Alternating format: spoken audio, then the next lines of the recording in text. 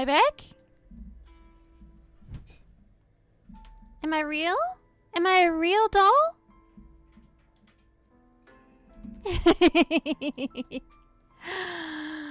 Okay, thank God.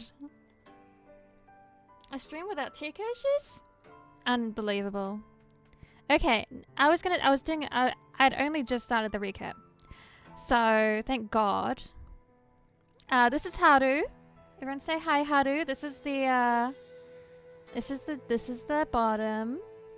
I fear, but like an angry bottom. A dangerous bottom. A violent bottom. A bottom who will get on top, you know. A bottom who will take control with a knife. Very fun. Yeah, we love Haru. Haru has been forced his whole life to dress as a woman by his mother. And he's not allowed to go out very often. I had suspicions that there was some sort of mystical shit going on that was like, oh, your son will be cursed, whoa, and she was trying to hide him. And I think that's what we're going to find out today, that is my theory is correct because I'm a genius. And we can't see his lovely partner. They're not official, but we all know what's going to happen. But his name is Kyoshu. He's a thief from a peasant thief from the town who saw him one day, stole from him, and got basically like threatened with a knife and like beat up by Haru. And he was like, "Oh, I like that." He was like, "Oh, I love that. That's very fun." And then he tracked him down to his house and was like, "Hey, I know you're not a woman.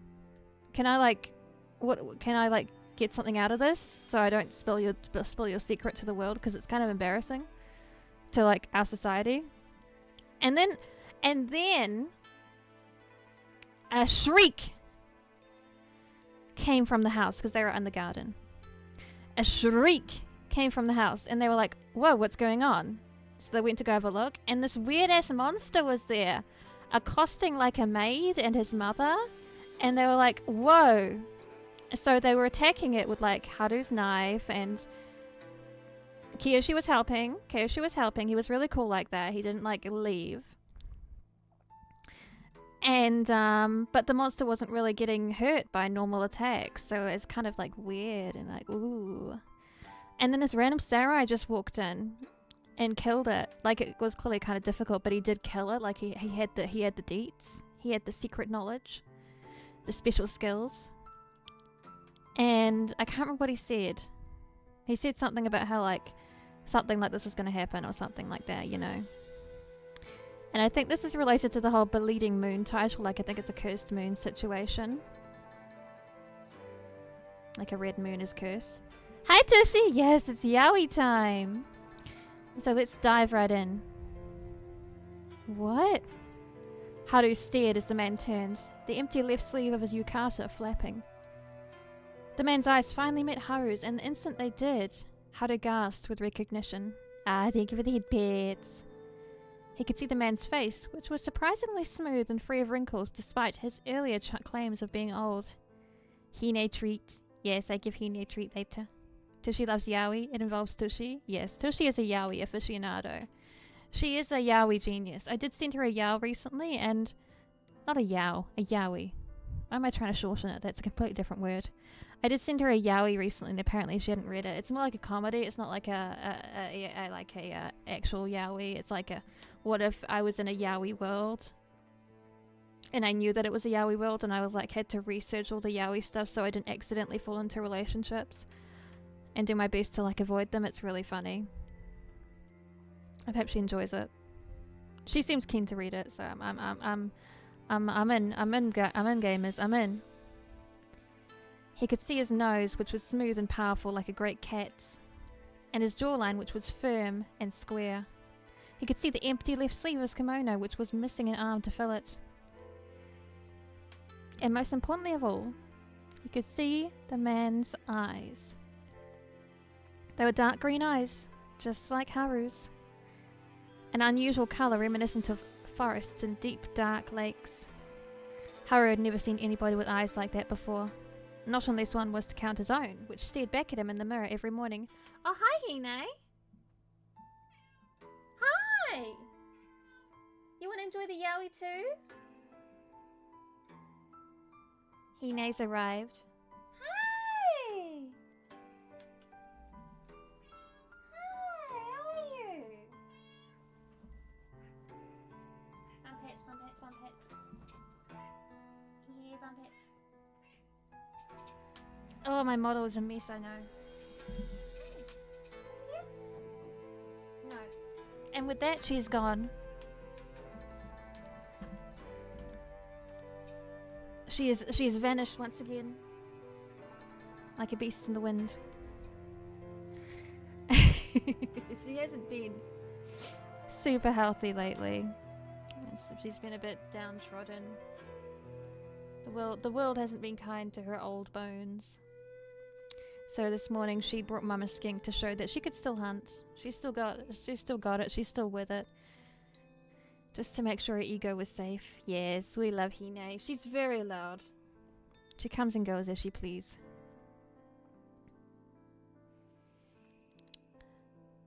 Haru had never seen anybody with eyes like that before. Not unless one was to count his own, which stared back at him in the mirror every morning. What's this? Don't you remember me?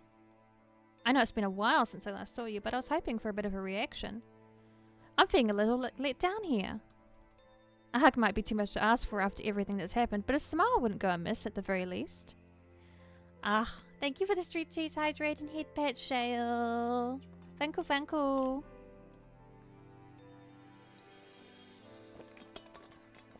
Yes, it must have been him. Haru could think of nobody else this figure could have been except for... Father? That's right! Haru's father, Arashima Yukinari, smiled. I'm so glad that you still remember me. It really is good to see you again, Haru. And you too, Michiko. I've missed both of you immensely. Though it would be nice if we could have met under more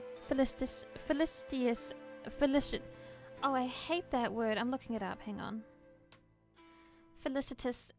I think it's felicitous, but I'm not sure. Felicitous pronunciation. Yeah, it is felicitous, but oh, that's a messy one. I bet it's French. Under more felicitous circumstances. Yukinari chuckled, but Haru couldn't share in his mirth. He was so stunned by the sequence of events he could only stand there staring. Everything was happening much too quickly. There was too much weighing on his mind. First, Kisho had broken into his home, and then... Sakurako! Haru spun about to face his dear friend, his heart palpitating with horror. This family reunion 15 years overdue paled in significance when compared to Sakurako. She really had been bleeding a lot. Would she be all right? Haru hastened to her side, terrified that he might find her cold and unmoving, but... There, it'll be all right. There's the boyfriend. He's being useful. Already showing his worth. Good stuff, good stuff. Your injury looks pretty nasty, but it's not fatal. There's a lot of blood, but I don't think the wound's all that deep. We'll need a physician, of course, to double check. But I reckon bed rest is the most they'll prescribe. I'm not even sure if it'll need suturing. Oh right, I see. That's reassuring. It is, you know. She has a wedding coming up. We don't want her missing out. That would be just depressing. A depressing start to her relationship. Thank you. It's alright. Don't thank me. I'm just doing what any guy would. It's not like I'm about to let you bleed to death all over the floor. A pretty thing like you. Now, I need to get that wound cleaned. Won't anybody mind fetching me some warm water? Oh, yes. Sachio, who had recovered from her earlier fainting fit, now jolted into action like a toy whose spring had been wound. The old woman tottered off to fetch Kisho his warm water, while Haru observed him impassively. And what do you think that you're doing? I'm looking after your little maid friend, duh. Ain't that nice of me? It's too nice of you. It's suspiciously nice, in fact. What are you planning? I ain't planning anything. If I really had ulterior motives, I would have held off on tending to her so as I could extort you. Her safety for your money, you know. I ain't that scummy though, so please don't look at me like that.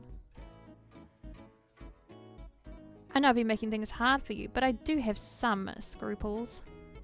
I've always been weak when it comes to women. Especially pretty ones like Miss Sakurako here. Oh, you charmer. Sakurako laughed weakly, though this might have been a mistake. Her laughter soon ceased, and she winced instead. Ow! Does that sting? It is a little uncomfortable. Yeah, that'll happen. That monster tore into your abdomen. It didn't get anywhere near vital, thank goodness, but laughing might be a bit of no-go for a while. Does your chest feel tight? A little bit. Figures. Well, at least you haven't lost consciousness. That's a good thing. Now, where is that old maid with the warm water? Here, young master. I have the water as you asked and some bandages too. Will this help? It should do nicely. Thanks a lot. That's a dependable man right there. Good shit. Sure, he's a bit slutty. And he loves to steal. But who cares?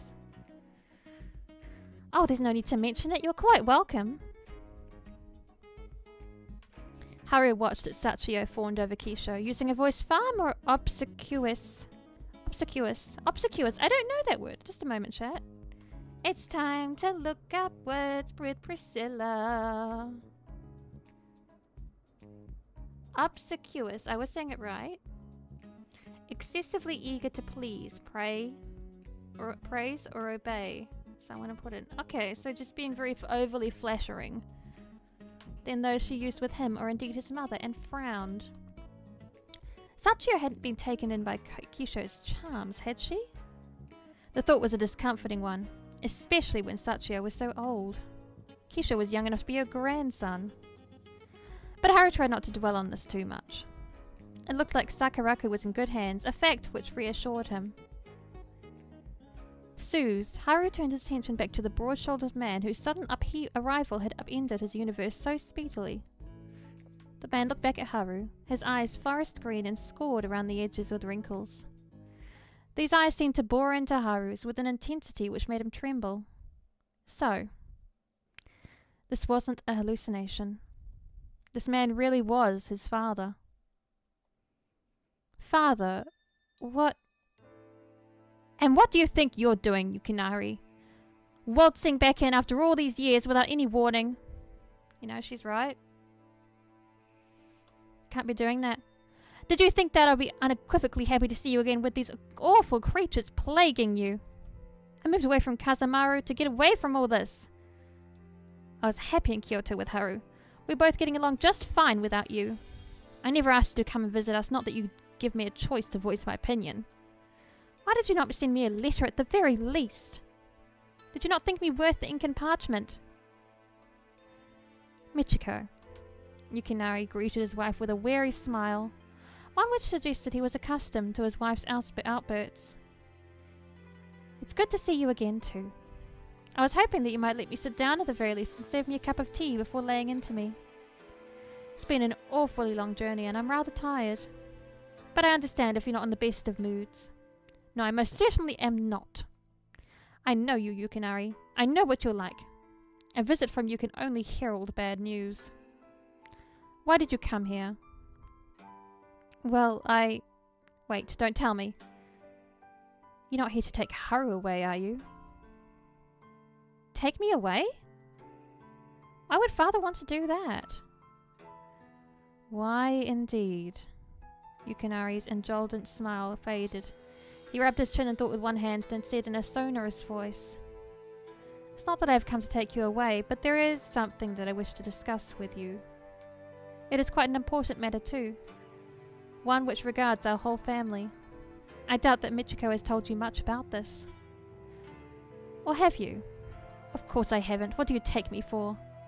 You ought to know that I've always wanted our son to live a peaceful life. Yes, I know.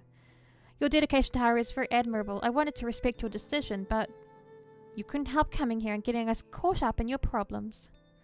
Oh, if only they were my problems. Were that the case, I would try to deal with them myself as best I can, like any grown man ought. I am nearing my limits though, Michiko. There's only so much I can do. And you mean for Haru to fight on your behalf? Michiko scowled. My apologies, but that will not happen. Not over my dead body. I will never consent to that. What are you talking about? Why would Haru want... What? Blah, blah, blah. Oh, getting names mixed up. Oh. What are you talking about? Why would father want me to fight? This isn't about that monster, is it? That's right. This is indeed about that monster. I see. What do you know about it? Where did it come from? What was it? And how were you able to kill it? Yes. These are all very good questions. I'm glad that you've turned out to be such an intelligent young man, Haru. Being inquisitive is always a boon if one wants to understand the world around them. Though the answers to your questions, I'm afraid, are rather convoluted. Try me. I'm sure I can keep up. Ha! I see.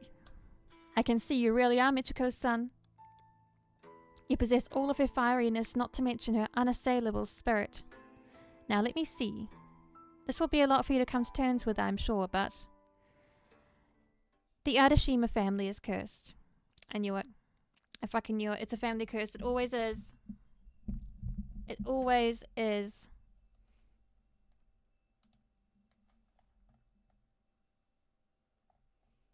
These families, they love their curses.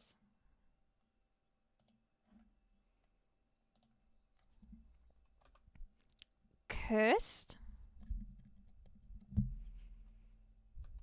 Haru tried to prepare himself for the worst, but this remark still caught him off guard. Haru was familiar with the concept of curses, but he had thought them nothing more than old wives' tales akin to the fortune-telling that Sakurako's mother put so much faith in. He hadn't expected his father, who had always been so rational, to speak of such esoteric matters. But he had witnessed his father dispense of a seemingly invulnerable, otherworldly monster with a single strike. Perhaps curses weren't so very unbelievable after all. That is correct. We are cursed, or to be more precise, the men in our family are. I knew it! I fucking knew it! I fucking knew it! I'm a genius! I understand how tropes work.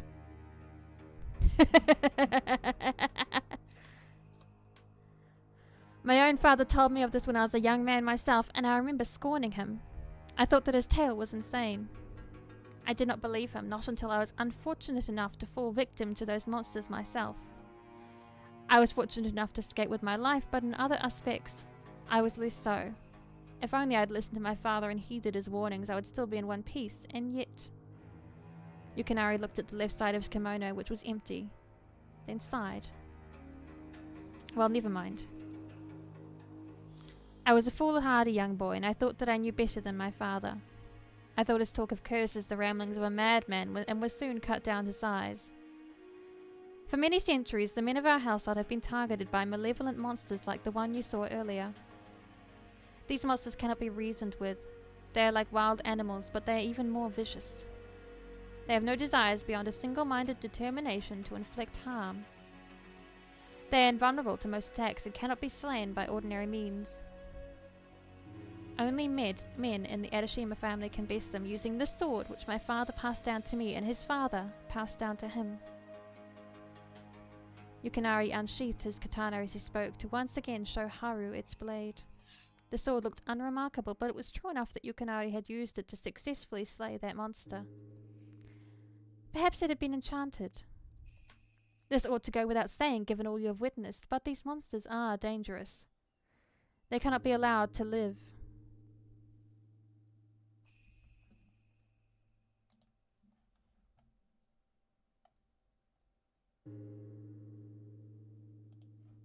Ugh, these notifications. I keep thinking someone's going to tell me my mic isn't working again. Ugh. I have to turn them off. They're scaring me. Go away. Go away, notifications. Someone's going to tell me my mic is off again. So scary. It is our duty as men of the Arashima family to vanquish them. I told Michiko as much when she was expecting you. I said it was your destiny to fight against these beasts, as it was my own. As you can probably imagine, however, she wasn't too happy about this idea. Michiko didn't want you fighting. She was worried for your safety, which is why she left Kazamaru Kazamara when you were still a child. She moved here to raise you in peace and quiet.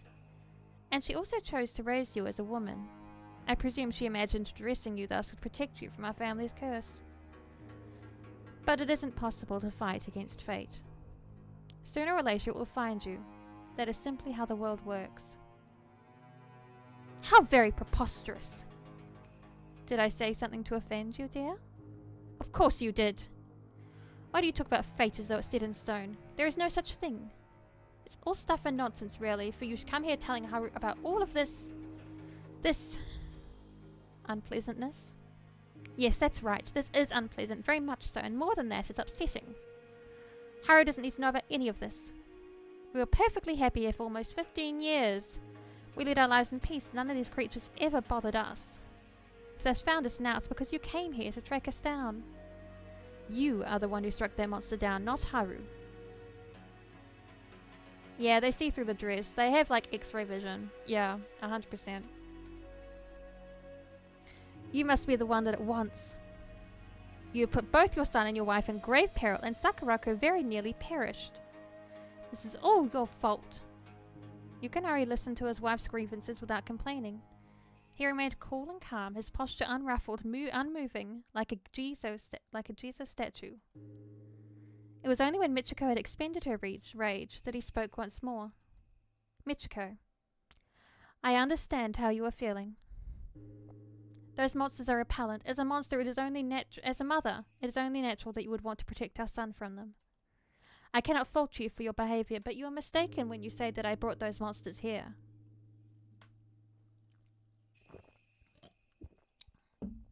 They would have come here regardless.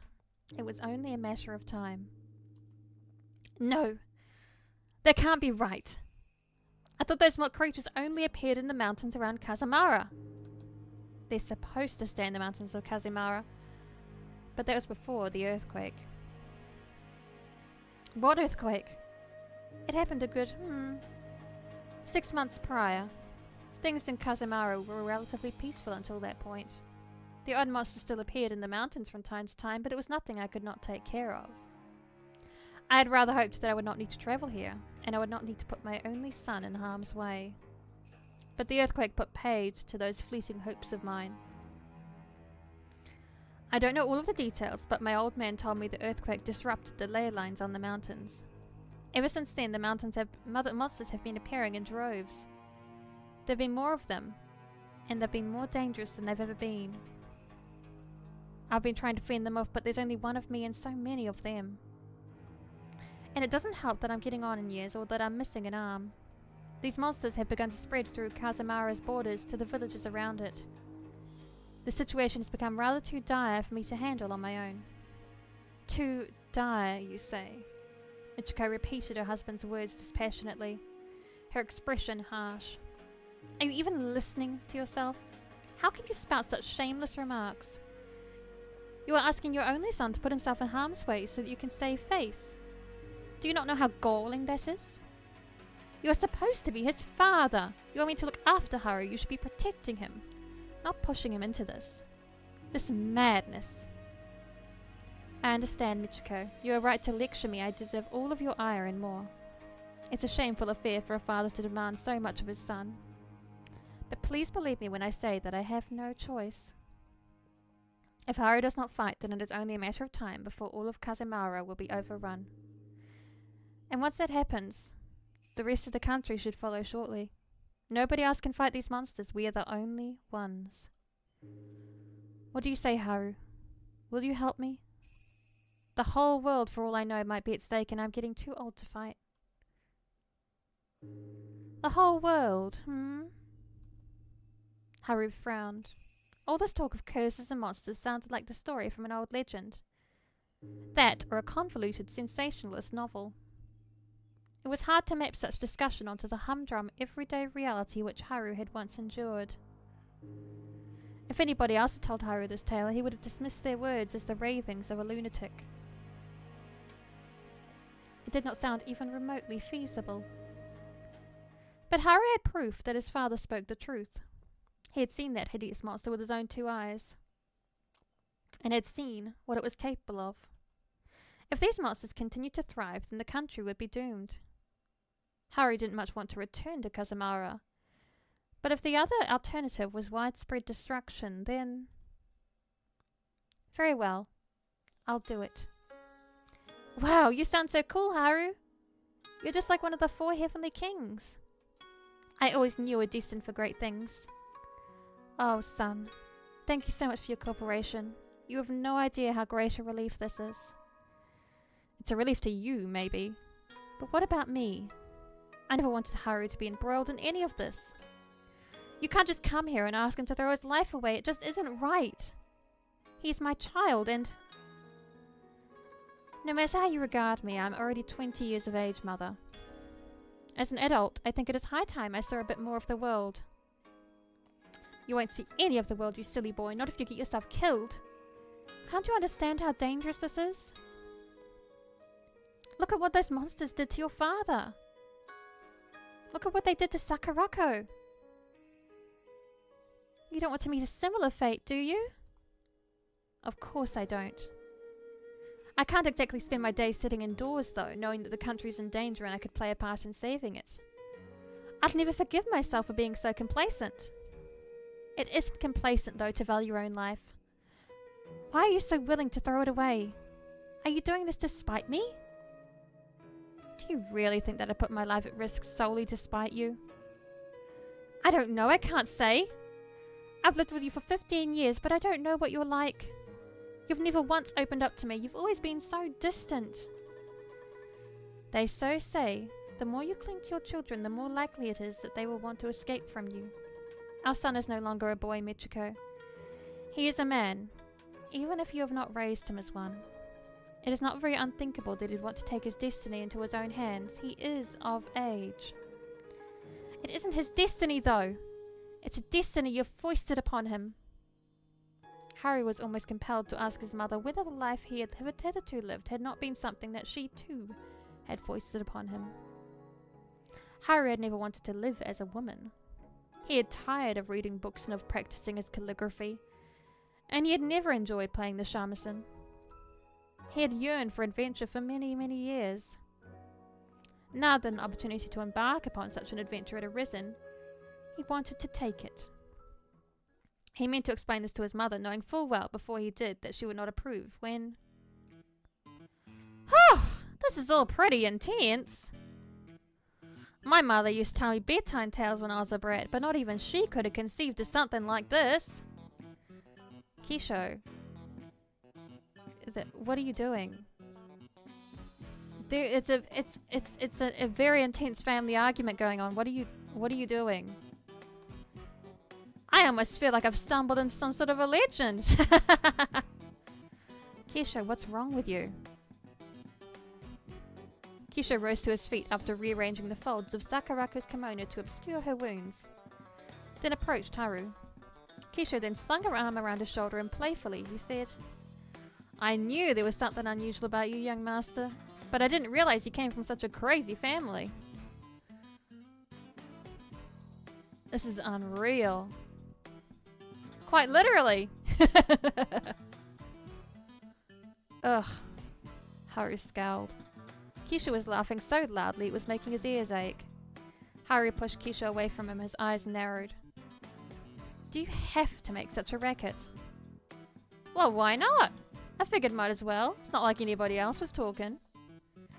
The atmosphere was so tense I was starting to get uneasy. You don't mind me cutting in, do you, old man? Oh?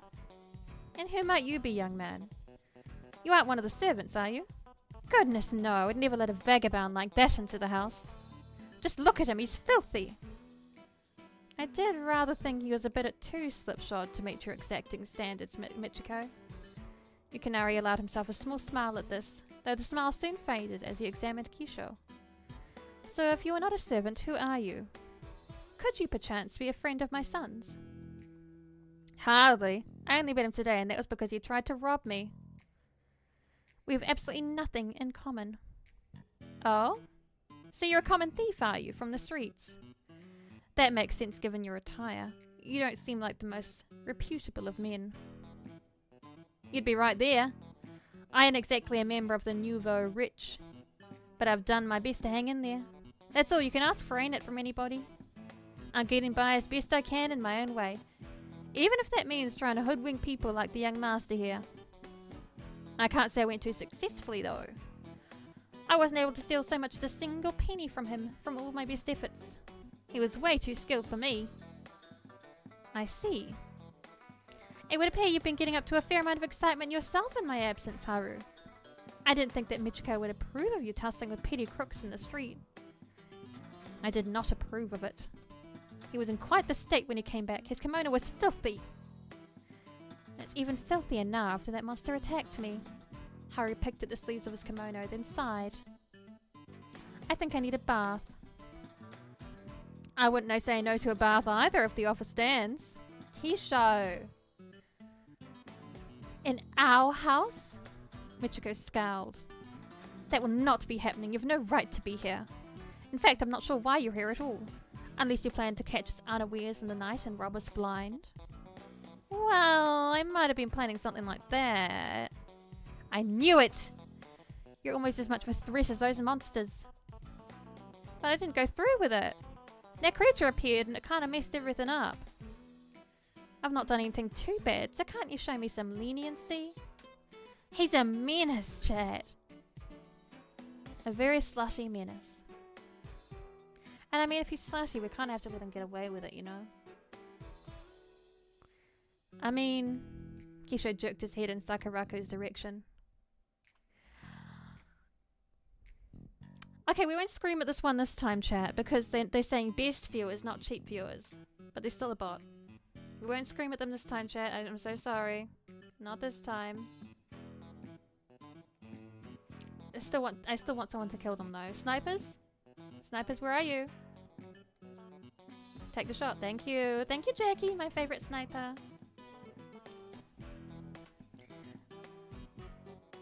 Unfortunately, we didn't scream at that one, chat. It wasn't saying cheap viewers. If they say cheap viewers, I scream at them.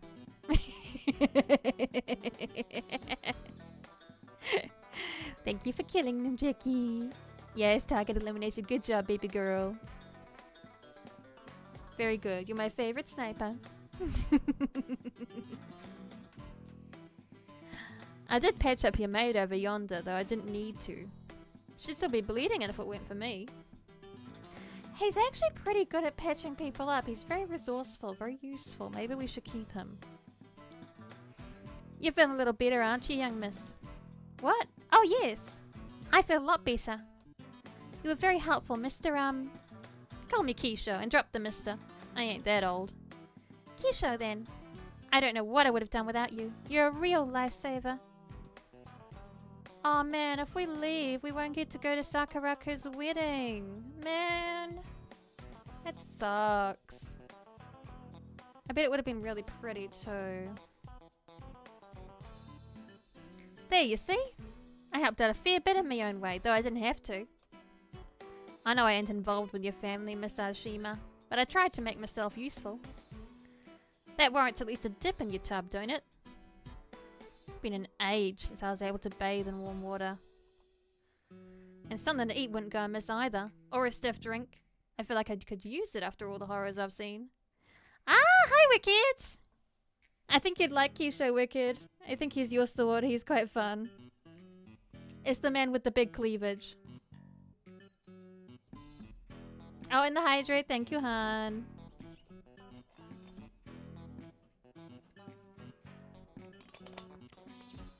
I think he's cheeky enough to be Wicked's sort.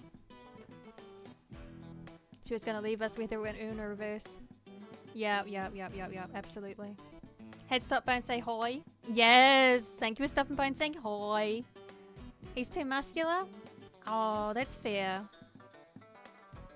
If it helps, the one with the black hair is also a twink, so maybe that's more your speed. They're very sassy. Very aggressive, so that might be fun.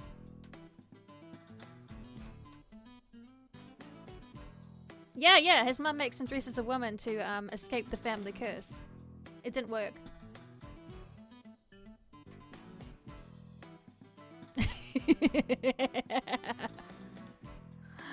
Oh, Tushy, you haven't shown Wicked any of the cross-dressing yaoi, have you?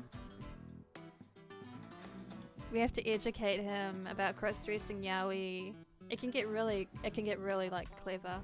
Like there's some cross-dressing yaoi that you like they totally look like a woman. A lot of the best ones completely look like women.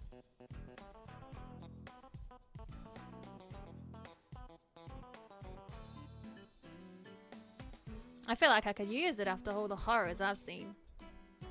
Well, I have all the nerve. If you think you're in any position to make demands on my hospitality after everything you've done, you are very much mistaken. It is appreciated, of course, that you help Sakurako. But that does not entitle you to our kindness. I won't call the bailiffs on you in deference to your aid, but that is the most you can expect from me. Now get out of my sight. What? You can't treat Kisho like that, not after he saved me. You should give him something to eat at the very least. That's right! Can't you find it in your heart to help me out, Miss Arashima?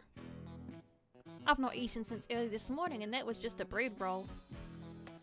Don't I deserve a better compensation? What you deserve is to be thrown in a cell for trespassing, you shameless man. Oh, come on now, Miss Arashima. Can't you just... No, I cannot. Now be quiet, I demand silence. If you will not leave my home this instant, then I shall reconsider calling the bailiffs. This has been a very trying night, and my patience is at its end. Do not test me. But Mrs. Arashima, you aren't being fair. Harry had expected Kisho to defend himself from his mother's ire. And he wasn't particularly surprised when Sakurako joined in either. Kisho had helped her a good deal. That much was understandable. Now, Michiko, easy there. But Harry hadn't expected his father to speak on behalf of the criminal who had tried to swindle his own son. Yukinari rested a hand upon Michiko's shoulder, which was quivering with rage. They'd said in a voice which was resolutely reasonable. I understand that you're displeased with this young man, but this is no way to treat him. Not after he helped young Miss Sakurako so selflessly. That act of kindness is not one which can be discounted.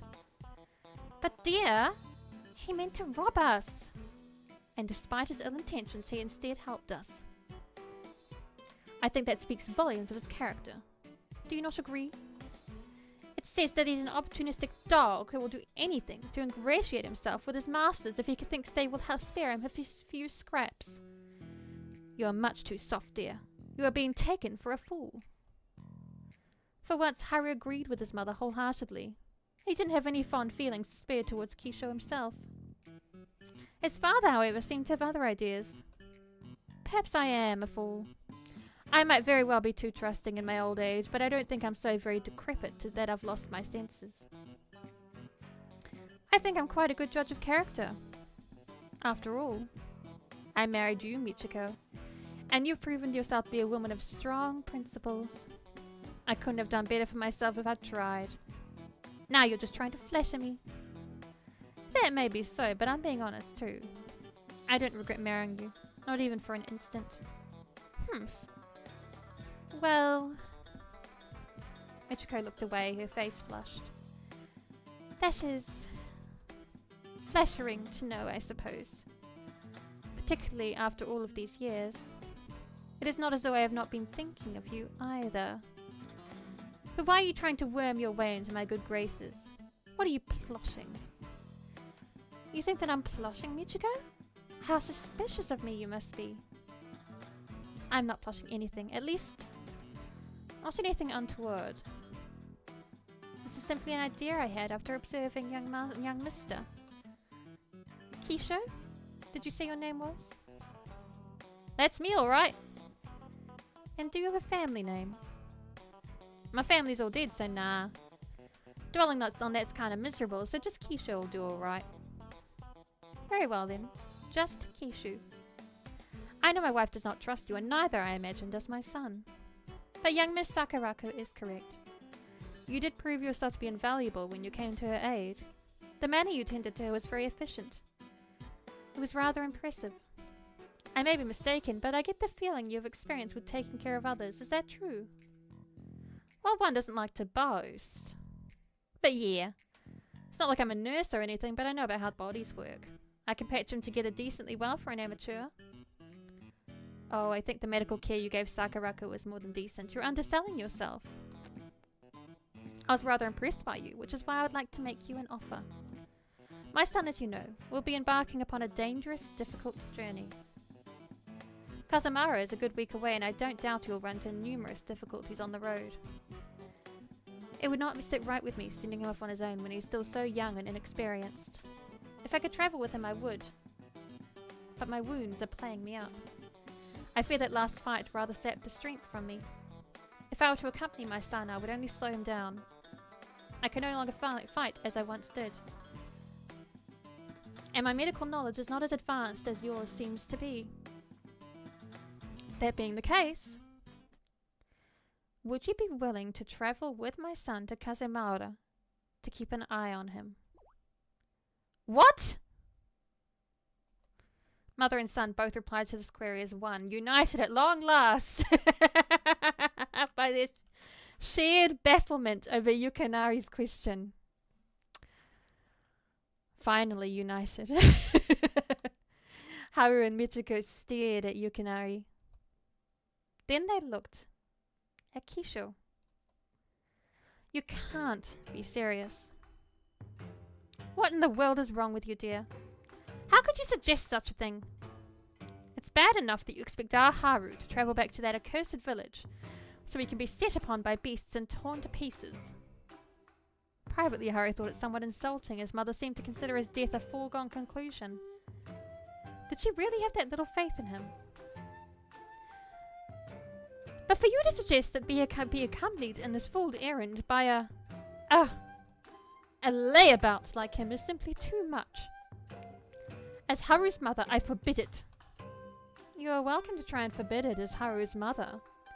I am Haru's father, however, and I would like to think my opinion holds some sway. Haru has already accepted his fate. Now he needs somebody to keep him safe. I thought that you would be happy to hear this, Michiko. Can't you regard this as a compromise? Not in the slightest. Why, you think I'd be happy that my son... Our son, you mean? My travel with a cut purse is unthinkable. It's simply outrageous. Right, well, I'm getting some mixed messages here, but... From what I've gathered, old man, you want me to tag along with your son to Kazemaura, wherever that is, so as I can keep an eye on him. Does that sound about right? That is indeed correct. I see. That's nice and simple as far as a job's briefing goes, I suppose.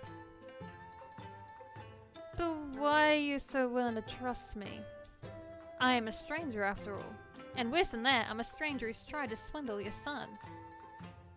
I know he doesn't like me very much. Be that as it may, I can sense there is some good in you. You are not, I think, the irresponsible cur that you are making yourself out to be. You have morals, and you have principles. I believe that you would look after my son if ordered, especially if monetary compensation was involved. What do you have to say about that? Oh, well, that's a different matter altogether. My services ain't exactly cheap. But if you're prepared to cough up some cash, I can take some time out of my busy schedule in return to chaperone your son. Now, how much compensation we talking about exactly? That's a good question. My only son's life is, of course, priceless. It isn't something I can affix a monetary value to. He means the world to me. But as it is not within my remit to offer you the world, perhaps this will do instead. Yukinari recited a sum to Kisho. One so large, Michiko almost choked. Dear, you can't be serious. I'm always serious, Michiko, at least where our Haru's safety is concerned. I would have thought you agree on that score at least. Don't you want to protect him? Of course I do, but this is not protecting him. You can't offer that much money to a brigand like that. He isn't worthy of it. He would only fritter it away on transient pleasures. And I still don't want him within a metre of my son. He isn't to be trusted. Oh, I'll agree with you there. I ain't the most honourable of men. See?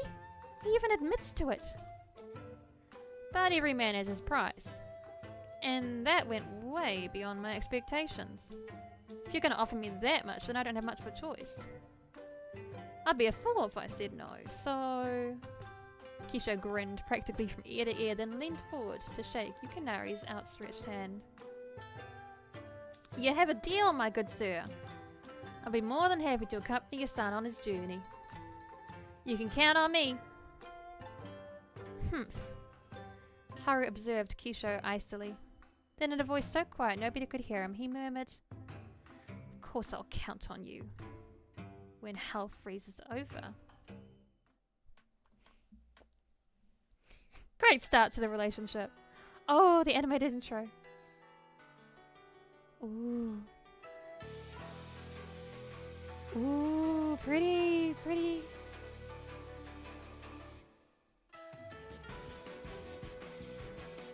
Oh.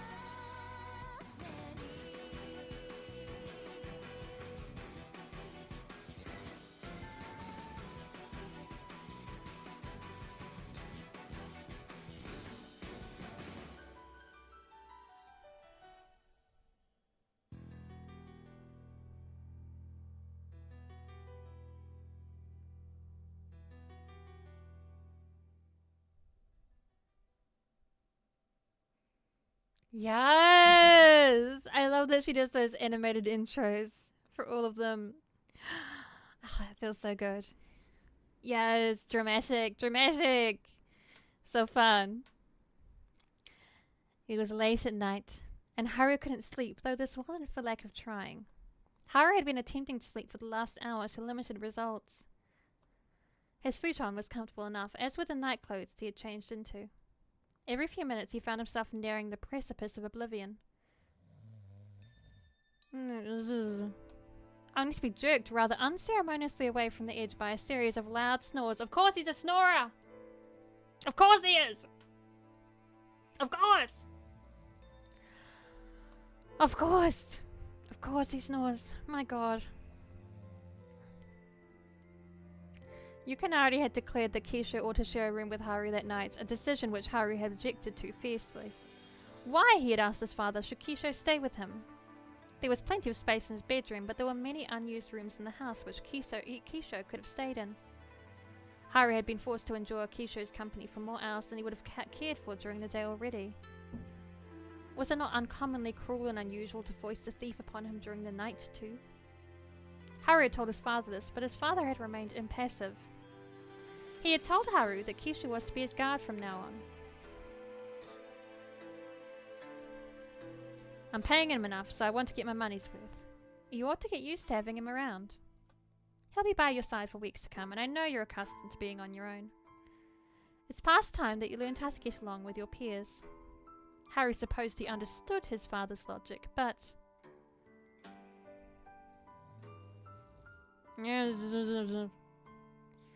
Kisho wasn't doing a very good job at looking out for Haru. He had already fallen asleep.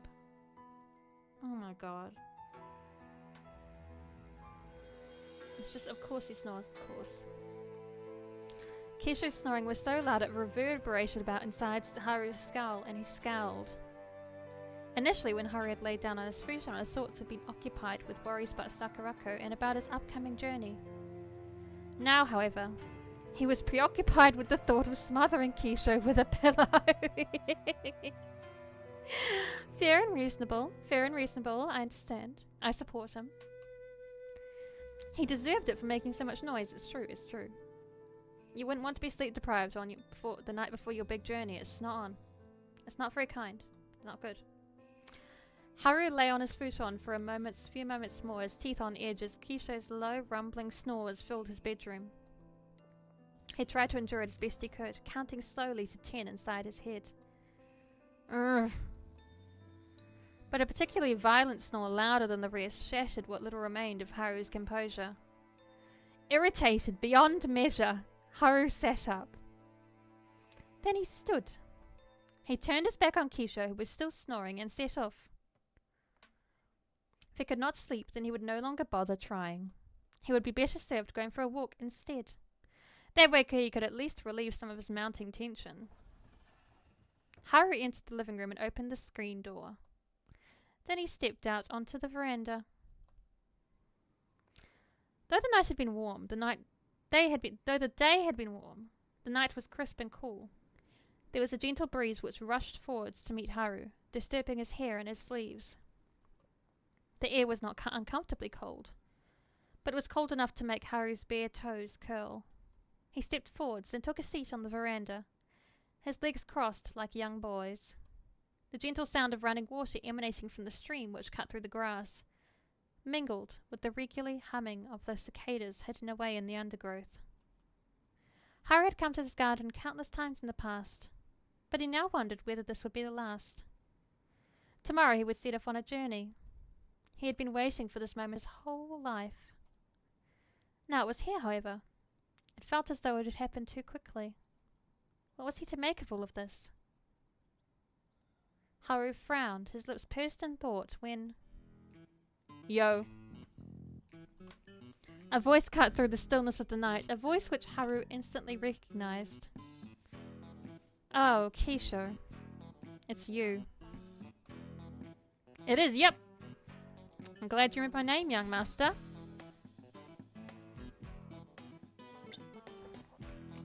Now, how do you want me to refer to you?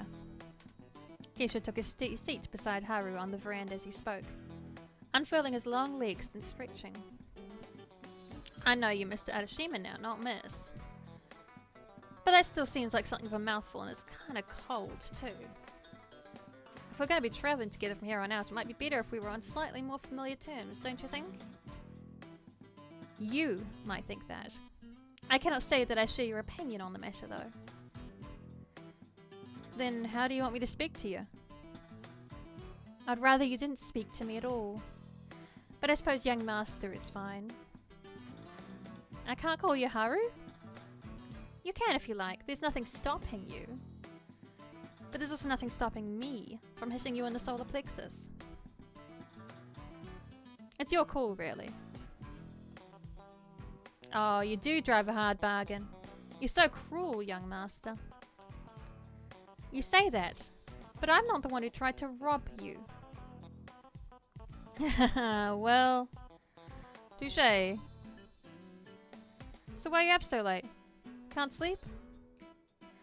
It was proving it to be rather difficult, yes. All thanks to Kisho. You didn't seem to have any difficulties sleeping yourself, though. I thought you were dead to the world. What woke you up? Oh, nothing serious. It was just nature, you know. Calling. Nature? Haru looked at Kisho for a few moments, his expression uncomprehending before. Oh, right. I'm glad you get it. So I don't need to go into all the finer details. I came out here to take a leak when I noticed you were up and about. I wondered what the matter was. You looked very deep in thought. So I came over to check and, well... Kisho spread his arms akimbo. Here I am. Here you are indeed. Hey! Is it just my imagination, or don't you look very pleased to see me? Oh no. Whatever could have given you that idea? It's just a hunch. Call it intuition. I can see that you're shrinking away from me, which hurts, you know. Why are you acting so distant? We're supposed to be best buddies now. And whoever said that? Your old man? Don't you remember what he said? He asked me to take care of you. We're in this together now, you and me. I've gotten caught up in something pretty incredible on your account. And to think, all I wanted was to intimidate you a little and make off with a little bit of money. I feel like I'm in way over my head. Yes, well, you aren't the only one. Is that why you're up and about at this hour? Have you been worrying? I wouldn't say I'm worrying, per se. But the situation is rather incredible, like you said. Oh, my nose is so itchy.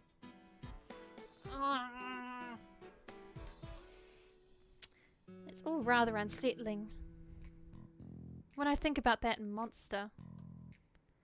When I think about Sakurako. Haru heard once again in the back of his mind how Sakurako's blood-chilling scream as the monster had descended upon her. It had been a stroke of good luck, really, that it hadn't pierced any of her vital organs. She had seemed alright for the most part after Kisho attended to her wounds, but Haru still worried. Things could have gone much worse than they had. It's quite a lot to consider. That's all. Yeah, I'll bet. Can't be easy figuring out that your life as you knew it has totally changed. The monsters were enough of a surprise, but all that stuff about curses is even crazier. Your mind must be reeling. I've certainly felt better. I think that should be obvious, though. You're just pointing at what I already know. Alright, there's no need to be catty. Oh, Kisho. That's what Haru does. Haru is catty. Haru is a petty little bitch. He snipes. He snipes. He bites. He's a terror. This is what you've signed up for. I'm just trying to relate to you here. Find some common ground, you know. I figured I'd do well to try and get in your good graces, your lordship, if we're going to be travelling together. Don't remind me. Sorry, but I've gotta. It's kind of my job now. You ain't the only one, though, with problems. And what do you mean by that? I mean, well, I know your life's gotten pretty screwy all of a sudden. But I've been dealing with my own share of troubles, too. Maybe that's why I can relate to you just a little. My own life ain't exactly a basket of roses. And? Haru raised an eyebrow. Are you going to elaborate on that? Do you want me to? Not really, but I think that you want to. You wouldn't have brought the story up otherwise. Haha, you're pretty perceptive. This ain't a particularly cheerful story, though. I don't know if I want to get too in-depth. And I don't want to get started on a bunch of woe is me bullshit either. That ain't really my thing. And I don't know if you'd want to hear it either. You presume correctly. I cannot say that I care to sympathize with thieves. Hey! Gisha gave Haru's upper arm a nudge. I never actually stole anything from you. Not successfully, at least. I only attempted it. Trying to steal from somebody only to fail and make a fool out of yourself does not excuse your actions. It only serves to make you look more foolish. So you would have preferred if I had managed to make off with those earrings then. It might have made me respect you a bit more. Kisho snorted. You sound contrary, young master. I'm starting to think you just like saying shit to wind other people up. But I'll let you off the hook. You did get the better of me back then, so I suppose you deserve to take a few pot shots. I didn't really rob you because I wanted to, though, you know. No? Haru frowned. What other reason would you have for it? I can't imagine that anybody forced you. I thought you were too stubborn to take orders. You know me too well. I've known you for less than a day. If I've already comprehended all there is to comprehend about you, you must be exceedingly simple-minded. Well, I don't know if I can refute that. I am pretty simple. All I want, you see, is to make enough money so as I can survive. I'm motivated by hunger first, and a desire to sleep with a roof over my head second. It's these two desires that keep me going, more or less. I ain't rich like you are, young master, so I can't afford to have any airs or graces. All I can do is try and scrape by. In that sense, I ain't so different from an animal. Is that really how you see yourself? It's how I see most people. Oh, my mouth is so... My face is so itchy today. What's wrong with it? I'm gonna kill it. I'm gonna peel my face off so I don't have to itch it anymore. That'll work, right? If you peel your skin off, it stops being itchy, right? Ugh. Ugh, gross. The itching, not the idea of peeling it off. I felt like I should clarify. Is how I see most people. We're all animals at the end of the day. We've all gotta eat, and we've all gotta, if you're part of my language, shit. It's the same across the country, whether you're a warlord, a fugitive, or... hell, even the emperor.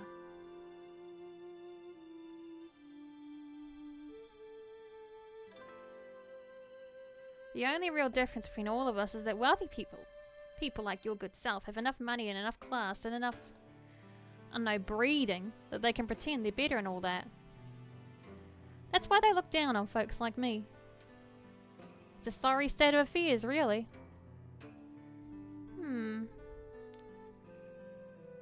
That's unexpectedly cynical coming from you. Did it catch you off guard? Keisha grinned, then gave Haru another nudge in the side with his elbow. Guess I ain't all that predictable after all. I have ways I can surprise you still, young master. But being serious for a sec. Keisha looked up at the night sky, which was scattered with stars. He leaned back on the veranda, his palms resting against the aged wood, and sighed. My life ain't be the best. I do gather, yes. I presume most people don't turn to a life of crime simply for the thrill of it. You'd presume correctly. So about your parents. Did something happen to them? You could say that. My dad buggered off when I was a kid. I hardly remember him, not that I want to. He must have been a real bastard to abandon my mother like that. He could be dead for all I know, I don't give a shit. And your mother? She really is dead. I know that for a fact. Oh, I see. That is unfortunate, I suppose. Unfortunate's one word for it, yeah. Kesho laughed softly, then looked out across the garden, his brow furrowed. It was pretty tough, if I'm being honest. Happened a while back, but it still hurts. When I let myself think about it, Kesho began, but then he paused. His voice trailed off. But that's exactly why I try not to think about it. And lucky for me, I'm too busy to really grieve. I can't afford to stand around feeling sorry for myself. Otherwise, I'd starve. I started stealing as a means to keep myself alive. It ain't exactly glamorous. But it's better than just giving up and dying in an irrigation ditch. That's what I try and tell myself, at least. I know there are some folks out there who think poor people ought to die so they don't have to suffer the indignity of looking at us. But I ain't gonna give up. I ain't gonna let those bastards get the better of me.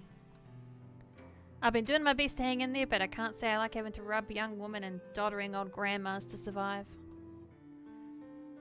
Does it make you feel guilty? A little. I know it ain't their fault my life's been for so shit. Don't feel right to target them.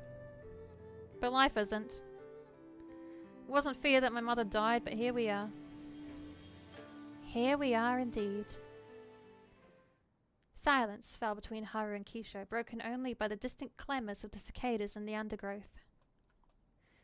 Kisho continued to look at the moon, his head tilted back. He frowned. Then he said softly, "This ain't how I wanted my life to go, though. I know there ain't anything commendable in what I do. It ain't at all noble. But there ain't any nobility to be found in poverty, no matter what people might tell you. I know some folks make being poor out to be a sacred, holy state of being. Something that'll bring you closer to enlightenment. But it ain't like that at all. I can tell you from experience that enlightenment's the last thing in my mind when my stomach's grumbling. And I ain't had anything to eat in 3 days. Suffering doesn't bring you closer to the truth, and it sure as hell doesn't make you think any great thoughts. All it does is make me think about how empty my belly is. Real. It's easier to be introspective and contemplate things when you're not hungry. It's easier to have that space to ponder things in life when you're not thinking about rent. Yeah, absolutely. It's the basest, most miserable state you can imagine. When a man's hungry enough, he ain't that different from a wild beast. You back a man into a corner and he'll be prepared to do almost anything. Anything. Like threatening to blackmail an upstanding citizen like myself. Kisho looked at Haru mutely. The moments passed, and as they did, Haru wondered if hadn't touched a nerve.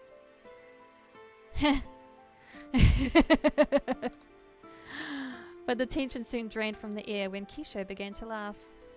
Like that, yeah. It wasn't my finest hour, I'll admit. I felt pretty scummy myself trying to take advantage of you like that. But then I remembered the way you threatened to slit my throat, and I didn't feel quite so bad about it anymore. Don't try to justify it, please. What you did to me was inexcusable. You think? I've still not forgiven you for it. Even though I never went through with it? You didn't have a chance to go through with it. Your blackmail attempt was interrupted. Ha! When you say it like that, it makes me sound like a pretty crappy criminal, doesn't it? That, or maybe you're just lucky. I wonder if that's the destiny your old man spoke about. Oh, whoops. I thought Haru was talking. That, or maybe you're just lucky. I wonder if that's the destiny your old man spoke about in play. I don't feel particularly lucky. I mean, look at me. Haru toyed with a lock of his straight dark hair which cascaded over his shoulders. He had never been anything but peeved by his appearance, but Kisho, to his surprise, smiled. I am looking at you. I've been looking quite a bit, in fact. And I like what I see. Oh, please, you're just saying that. I'm saying it, yeah, but I'm meaning it too. For a guy, you're quite pretty. That isn't much of a compliment. I mean it as one. Don't you want to be pretty? There are many, many adjectives I would rather apply to my person of a pretty, thank you. You prefer fierce then? Or maybe fearsome? I would prefer not to stand out at all. Huh, well I'm sorry, but that might be a tall order. Even dressed like you are now without that fancy kimono, you're pretty striking. You could cut your hair short if you liked, but it wouldn't change one fundamental fact. Man or woman, you're still a looker. He's a messy flirter, but damn is he good at it. He's not bad. I gotta say, I don't mind a blunt flirt. It's charming in the disarming way it goes about things. The directness is appealing. And you must be looking to your nose broken. Do you have a death wish? Not as much as you do, evidently. What with your whole family curse thing. I ain't never heard of anything like it before. Me neither. It was quite the surprise. I'll bet. I was freaking the fuck out when that monster appeared. It's a good thing you're so calm, young master. Or that poor maid of yours would have been turned into sashimi. Haru inhaled sharply. Then his expression twisting, he showed Kisho the most formidable glare he could muster. Don't. Don't what? Talk about Sakuraku like that. I don't want to discuss it. Ah, well, you're right. I was being insensitive. I'm sorry. It's kind of my issue, actually. I spent so long on the streets, I reckon I've had all the sentiment knocked out of me. I can't afford to be so soft, else I never would have survived. That's how I became the way I am now. It served me well enough all these years, but it can make it hard talking to other people. Hope I didn't cause too much offence. You caused more when you threatened me. I can't forgive you for that, but I can forgive you for a slip of the tongue. You need to promise not to talk about Sakuraku like that again, though. I promise, I get it. You really are sweet on that maid, aren't you? She's engaged. So? That don't mean anything. She might have pledged her heart to somebody else, but that don't mean you can't care for her from afar. People are always falling for people they shouldn't. We can't always help ourselves. We're animals after all at the end of the day. Some of us are just better at hiding it than others. Don't try this on me. I know what you're implying, but you'd be mistaken. Sakuraku is like an older sister to me. She's looked after me since I was a young boy. I love her, but I'm not in love with her. Alright then, I'll keep that in mind. For what cause? I just want to know more about you is all. I mean, we are partners now. You might be a grumpy thing with an awful temper, but I'm prepared to stick this out. It'd be easier for me, of course, if I'd been charged with taking care of somebody more well-mannered. But I'm still gonna do my best. I ain't about to let this opportunity slip between my fingers. If I want to eat, I gotta work. And I reckon it'd be nice to have an honest job for a change. I imagine it would be, what with the obscene amount my father promised to pay you. Must be quite an attractive proposition. Attractive enough at least to overlook my personality. I imagine this is quite a departure from your usual line of work, however. What do you mean? Aren't you used to scamming people? Taking care of them mustn't be in your nature. Ah, you. You don't think very much of me, do you? Not at all. You talk so much, I'm not surprised you don't remember half of the nonsense that spews from your mouth. You're so full of it, it must overflow whenever you move too sharply. That's such a good fucking line. What a bitch. I love him. Ah, Haru. The man that you are. I do like the sound of my own voice, it's true. But maybe that'll be a good thing. Might make our journey together a little less lonely, and who knows? In time, you might even grow to like the sound of my voice. I doubt that very much. You don't find my dulcet tones arresting? I wish you had been arrested. You deserve to be rotting in a prison cell for what you did, or rather tried to do rather, to me. Not mooching around in my garden. You've done rather well for yourself, haven't you?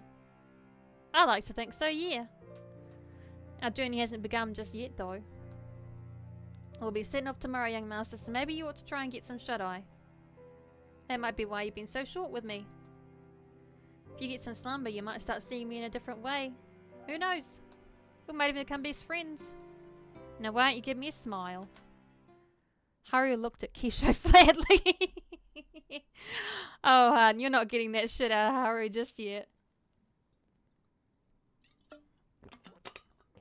To put it lightly, flirting with Haru is an investment. A long-term investment, thank you very much. Oh, he's fun though. Then, in a deadpan voice devoid of any particular emotion, he said, "Go fuck yourself."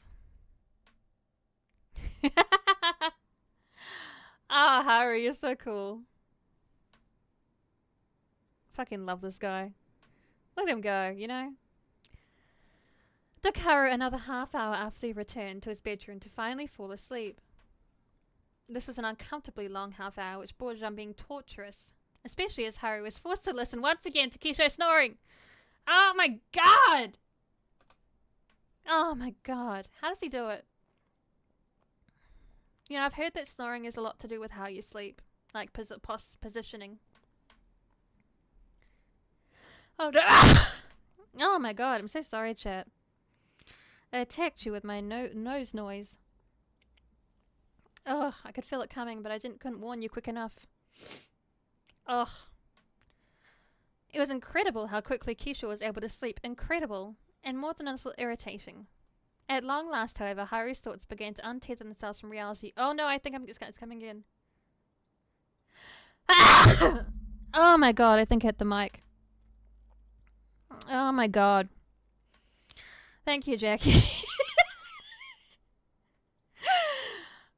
I am a very dramatic sneezer, I fear. Oh my god. This stream has been a fucking mess. In a few ways, I fear. He turned over on his futon, exhaling. And he fell asleep. Haru had hoped what the tumultuous events of the night, his sleep would be a deep one, devoid of any uneasy dreams. This wasn't to be, however. Though Haru slept, his overwrought imagination refused to silence itself. Yes, I only do dramatic sneezes. None of the cute little ones that people can be doing. I come from a long family of loud, noisy, dramatic sneezes. The whole body deal, you know the vibe. I don't just stand there and sneeze. The whole body has to move while I do it too. It's really funny.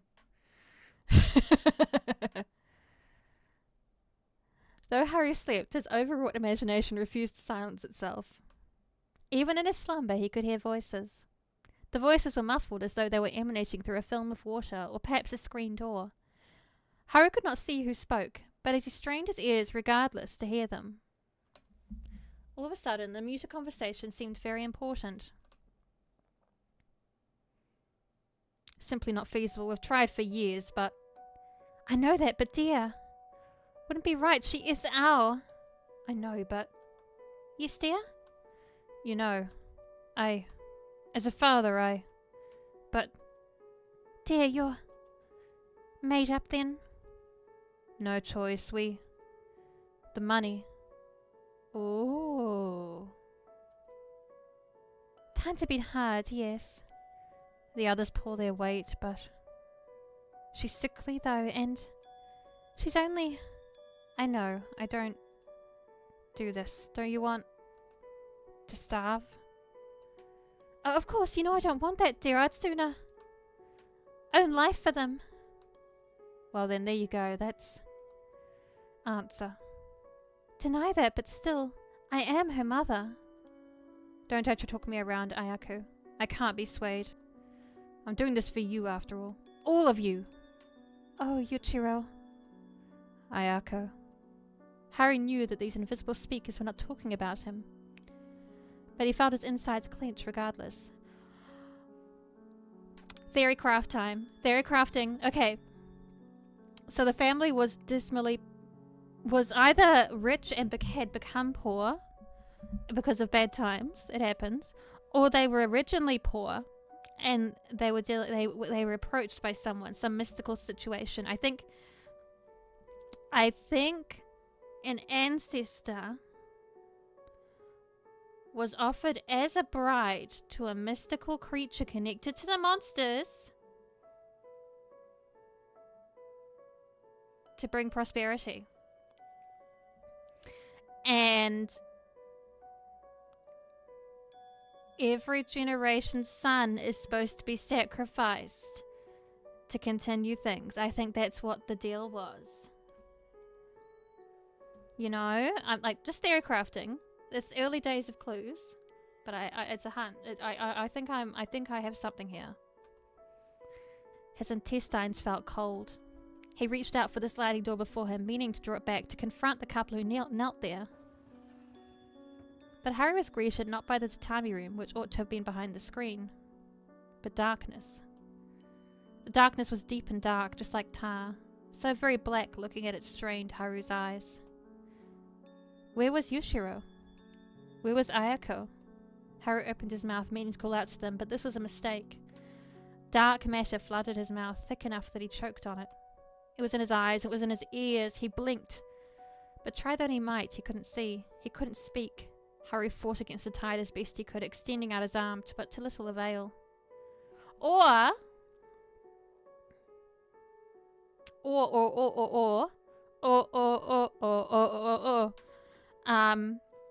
the original person who was sacrificed became demonic in nature and has like an army of monsters that she sends out against the family in vengeance.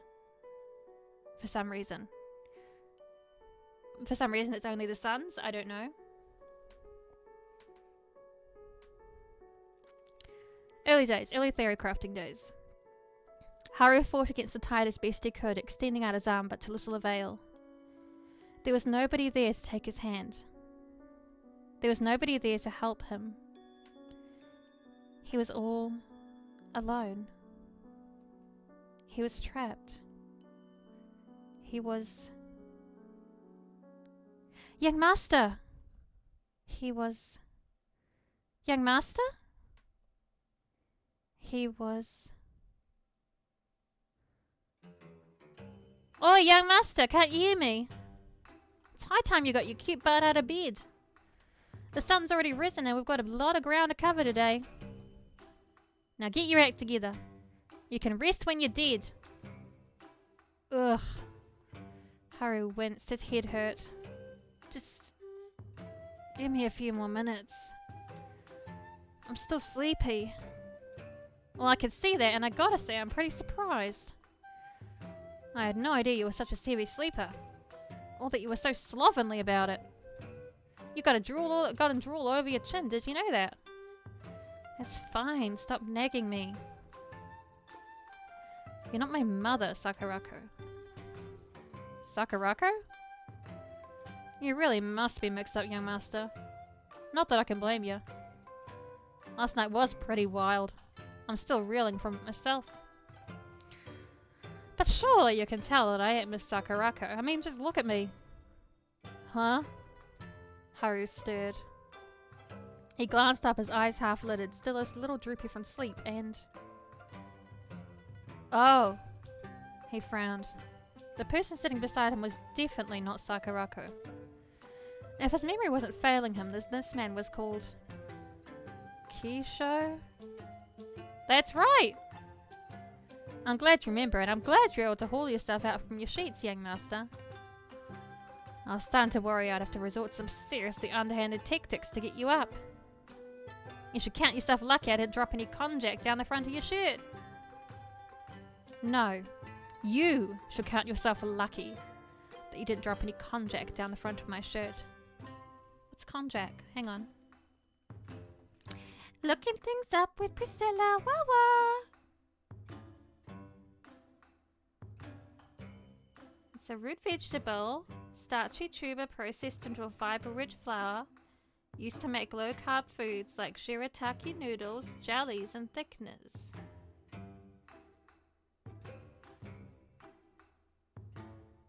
Maybe the jelly is cold.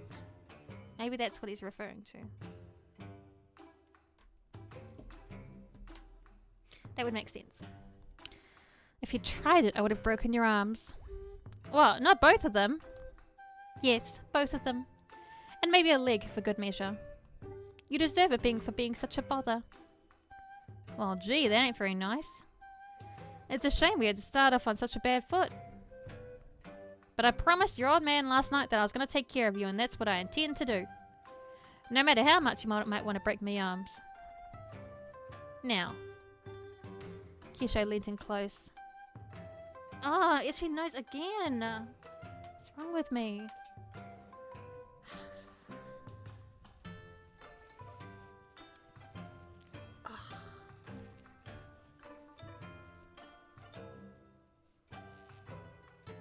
There's nothing even in there. It's just itchy for no reason. What a bitch of a nose. Kisho leant in close. Too close, in fact. Let me wipe away your drool, it's distracting. Maybe Haru really did have a few stray spots of drool on his chin, and Kisho meant no harm beyond cleaning him up. Haru didn't want to let Kisho touch him, however. The last time Kisho had put his hands on him, it hadn't gone well. Haru raised his own arm. Then, rather unceremoniously, he pressed his palm against Kisho's face and pushed him away. Ah, Haru. Never change. What? Hey! What was that for? I was just trying to help you. Yes, you're very trying. You've tried my temper quite impressively. Now, get out of my face. I can wipe my own drool without you, and I can get dressed too on my own. You don't need to offer. I'm not going to take you up on it. Somebody sounds touchy. Did you have a rough night, young master? Something like that. We're on about our journey, huh? Naturally. It's to be expected that I'll worry given everything. Your snoring certainly didn't help, though. Haru harumphed, then turned his back on Kisho. He undressed, not caring whether the other man saw him.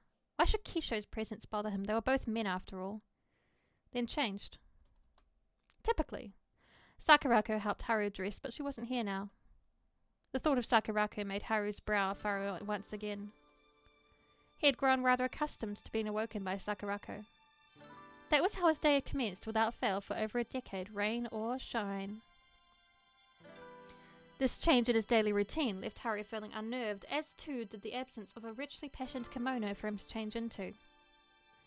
Perhaps his mother hadn't bothered to prepare an outfit for him for once, knowing that he would be embarking on a journey to Kazamara. There was no point therefore in dressing finely. Not when a luxurious, richly patterned kimono would only end up dirty. Nearly dressed and his belt adjusted, Haru then retrieved his brush and began to run it through his tresses. Haru was not nearly as thorough as Sakurako was. However, as he attended to his hair, he did not have the patience for it.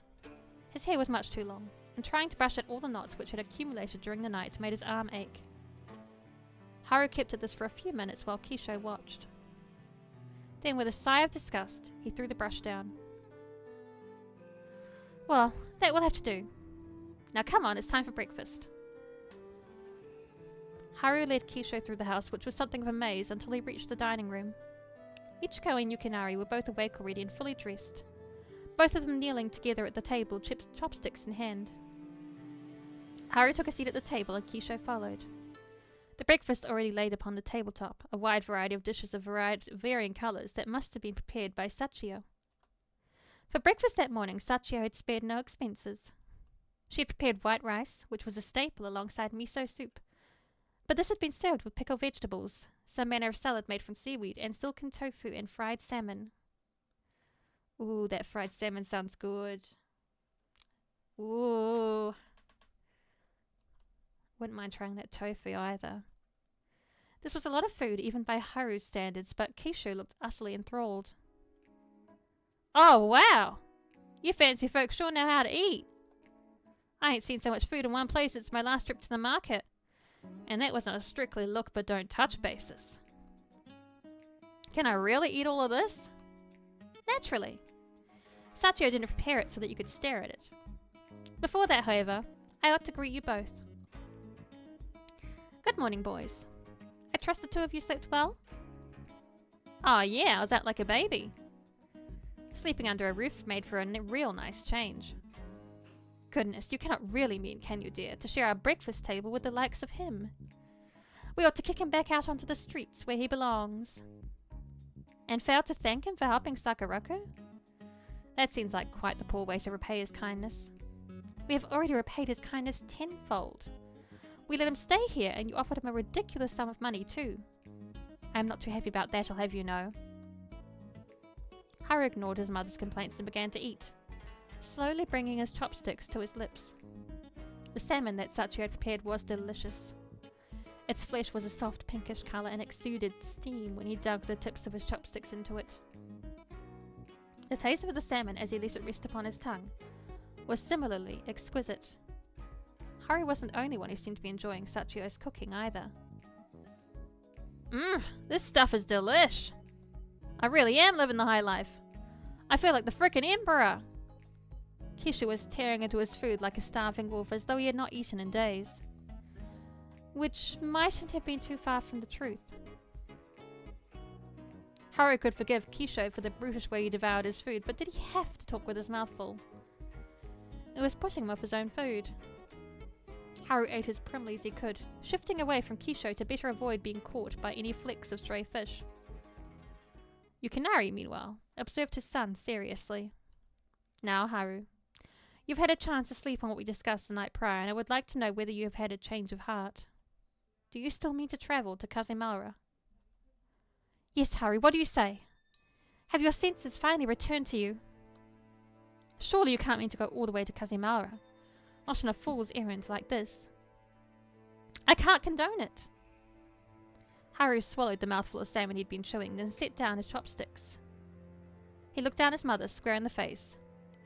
It would not do, he knew, to cower away from her like a frightened child. Then said, My apologies, mother, but my mind is made up. I will still be going to Kazemaura. I told father I would, and I mean to honor my word. Oh, Haru. Attaboy. I knew you'd do the right thing. I've already arranged for a cart driver to take you back to the village. You and your, Yukinari looked at Kisho, only now noticing the way he tore into his food. Companion. He will be here within the hour, so you ought to make your preparations swiftly. An hour? But surely that is too little time. You can't just arrive in my life like this unannounced and whisk my only son away from me not a full day later. Where is your heart, Yukinari?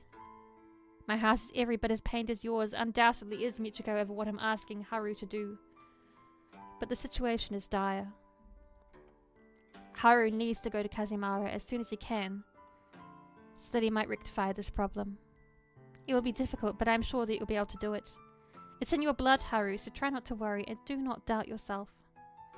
I am sure you will succeed. If I could hold those monsters off for as long as I did, then you ought to be just fine. Well, thank you. I'm glad that you have so much faith in my skills. He might, but I don't. I didn't spend all those years raising you, only for you to throw your life away. Surely you can't be alright with this, can you, Yukinari? Tell him he doesn't have to do this. He's still a child. Michiko, dear. I know that you're concerned about his son, but he must face his fate. He has no choice. It is what he was born to do. No, it is not. He was born because I'd always wanted a son to dote on. He exists so that I might look after him. I need to protect him. Harry could clearly see as he brought a mouthful of sweet egg omelette to his lips that his mother was in no mood to listen to reason.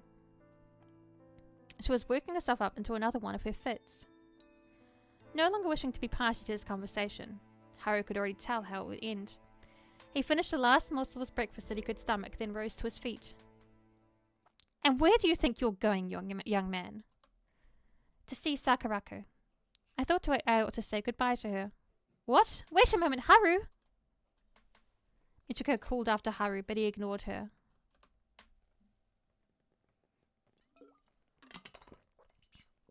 He walked through the hallway, then paused outside the servants' quarters. Once there he knocked upon the door, feeling self-conscious all of a sudden, for a reason he could not fully place. What did he have to feel anxious of around Sakurako? She would be fine. Everything was fine.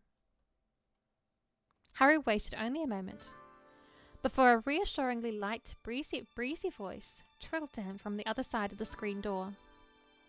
Yes? Who is it? It's, me, Haru. I thought I would check in on you. I'll be leaving later, and I thought I'd like to say goodbye to you first. That is, if you're not busy. Well, of course not. I'm never too busy to see you.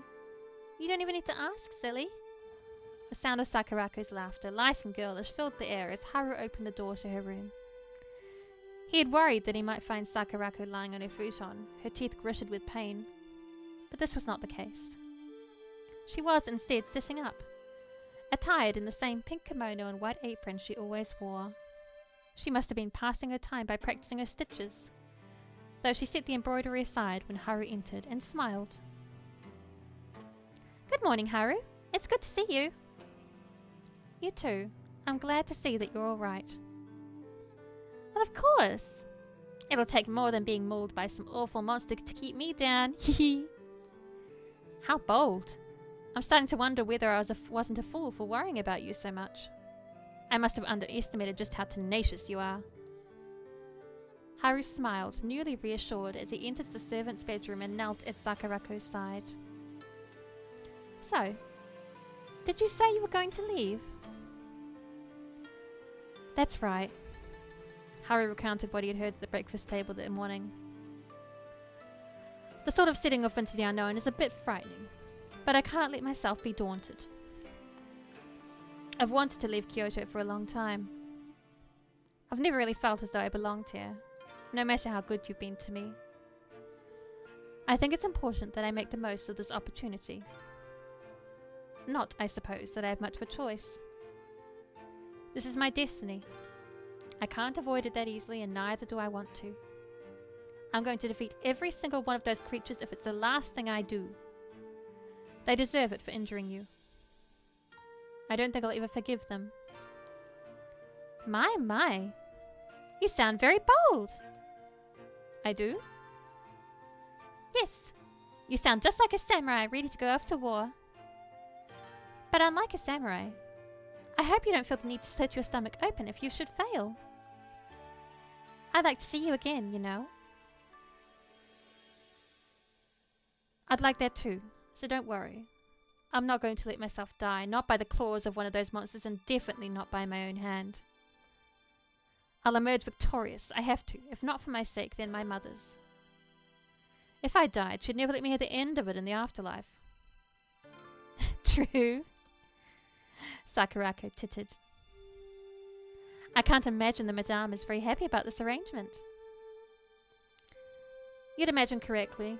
She isn't happy at all. Well, that makes sense. She has always been rather protective of you. It must have been stifling. But I know she means well. She only acts like this because she cares about you. We both want the best for you. And I want what's best for you too. Oh, you're free for your meeting. Happy for you, Jackie. I'm glad you survived your meeting. Enjoying the story? Yes. We had a mysterious dream. I have some theories about it, but we have only had one mysterious dream. I suspect it's related to some woo ancestorial things. Woo. It's the next morning. And we're saying goodbye to Sakurako. And we're gonna do our best to prepare before we have to go.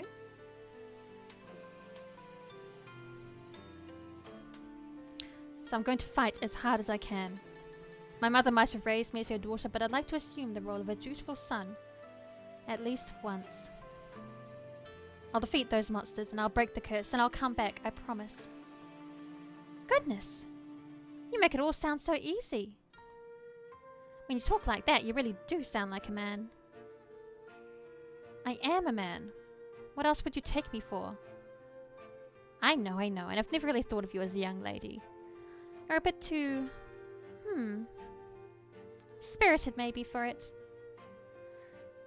There are spirited young women in this world too. Just look at yourself. I'm not sure if that's a compliment or not. But you're spirited in a different way. You're so stubborn. I'm not sure how to describe you, but I've never seen you as a woman. But you've never seen me as a man either. Not necessarily. I suppose I always saw you instead as Haru. I had no idea you could be so dependable. You've really grown up. Now you're making me make it sound like you think I'm undependable. Oh, not at all. I'm just impressed, that's all, with how much you've grown. I remember when you were still a young boy, just this tall. Sakurako gestured with one hand. But I suppose times are changing. They are, yeah. You're getting married, and I'm finally going to set off on my own. It doesn't quite feel real, but... Haru rooted in his belt for a few moments until his fingers brushed against something, thin and papery, with something which crackled. He drew the package from his belt. Feeling newly abashed, then handed it towards Sakurako. Hiya, Slacko! Yeah, there's gonna be gay. He's saying goodbye to his, to his maid, and that he's going to go on a big adventure with a cute boy. Here. Oh, what's this? It's a present. I meant it to be a wedding present, but now I think it might be a better farewell gift instead. It should give you something to remember me by, if nothing else, when I leave here, even if I don't come back. That was what Harry meant to say, but all of a sudden he found that he couldn't. Now feeling rather abashed, Harry didn't want to start sobbing, not when he'd been doing his best to sound like a mature, responsible adult. He said, never mind, I'm being sentimental. I just, hope that you like them. Well, if it's a gift from you, I'm sure I will. Now let me take a look. Sakurako opened the paper bag which Harry had handed her, then shook its contents out onto her palm. Ah, hi, Needles! This she did carefully, without any unnecessary force. The earrings which had been inside the bag landed on her upturned hand, and when they did, she gasped. Oh! These are beautiful, Haru! Do you really think so? Of course! You should know I'm not the sort of person who just says things to appease other people's egos. I never quite mastered that feminine art, I'm afraid. What you see is what you get with me. You can rest assured when I say I like these earrings, I really do like them. They're gorgeous. In fact, Sakurako's smile took on a more morose quality. I'm afraid they might be a little too nice for me to wear right now. They're so nice, in fact. I think I'd best save them for my wedding ceremony. I wouldn't want to scuff them. Sakurako placed the earrings back inside the bag they had come in carefully, as though loath to be parted with them. Then she set the bag aside and looked at Haru. Sakurako had been smiling throughout most of the conversation, as though she hadn't a care in the world. Now, however, Haru thought he could see cracks forming in her facade. Sakurako's shoulders began to shake. Her clear, bright eyes looked suspiciously misty. Then, in a sniffling voice, she said, Oh, Haru, I've been meaning to maintain my composure, but I really will miss you. I don't want to cling to you at my age, but would you give me a hug? Sakurako didn't need to ask this of Haru twice. Haru had wanted to hug her from the moment he had entered the room. He shifted forwards without speaking. What further words needed to pass between the pair of them, really? Then folded Sakurako to his chest. He wound his arms around her, embracing her, and rested his chin against the crown of her head. Sakurako was shaking. Was this because of him? The thought made Haru wince. He couldn't bear the thought of causing Sakurako any pain, not when she'd already suffered enough the night before. Ugh! I'm being plagued by a nose that itches relentlessly. Oh, I should just peel off my skin already. That'll work. Neither did Haru want to leave her, not when they'd become so close. It seemed imperative all of a sudden that he cling to her, praying as he did that he might imprint this memory on his mind. Haru had spent much of his life with Sakurako. They had grown up together more or less, though she had been several years his senior, and he really had regarded her as an older sister. In his youth, Sakurako had always been the one to keep him company, when his mother was busy managing the household. It had been Sakurako who had indulged Haru in his childish interests, playing games of hide-and-seek with him about the house, and praising his artistic skills when he drew clumsy portraits of her with chalk and slate. Haru's mother had always held him at arm's length, even when he had been a boy, afraid perhaps of getting too attached lest the day arrive when he would be taken away from her to fulfill his destiny. It had been Sakurako rather than Michiko who had soothed Haru's skinned knees, who had fed him rice porridge from his futon when he was unwell, who had told him stories at night to help him sleep. Haru didn't simply love Sakurako, that would have been an understatement. He adored her. She had been his dearest, closest companion for as long as he could remember, so much so that Haru could scarcely bear the thought of being parted from her. He had wanted to leave his mother's home in Kyoto for years. Now that the chance had finally presented itself, however, Haru was unsure how he felt. How could he take any joy in leaving Kyoto when he would be leaving Sakurako behind? Sakurako. Haru spoke to Sakurako thus, meaning to reassure her, though perhaps the real person he meant to reassure was himself. When... Oh my, this is awfully touching. I think I'm starting to come over all weepy. Haru jolted as though he'd been poked with a pin, then scrambled away from Sakurako. He whipped his head about, glowering in the direction of the doorframe, then exclaimed, "What in the world are you doing here?" "Should I not be?" "Your father sent me to speak to you, young master. He wanted you to know that the cart driver's here." "Is it almost time for you to go?" "I'm afraid it is so. I hate to break up your touch and farewells, but we can't afford to dilly-dally." "All right. I understand how it is." Haru sighed, then took Sakurako's hands in his own. Concernedly, he examined her face. At least it was no longer as pale as it had been the night prior. Then said, "I have to leave now. I'll be back soon enough, I promise. I'm not going to let those monsters get the better of me, you have my word." "Goodness, you really have grown up." "I'm pleased to hear it. Though it is a little sad." "It is?" "In a sense. I still remember when you were a small boy. Whenever you were upset, you ran to me. I wiped your tears more times than I could recall, and I used to console you whenever you had nightmares. Doesn't feel like that happened so very long ago, actually." "Oh, what's all this about you being a crybaby, young master?"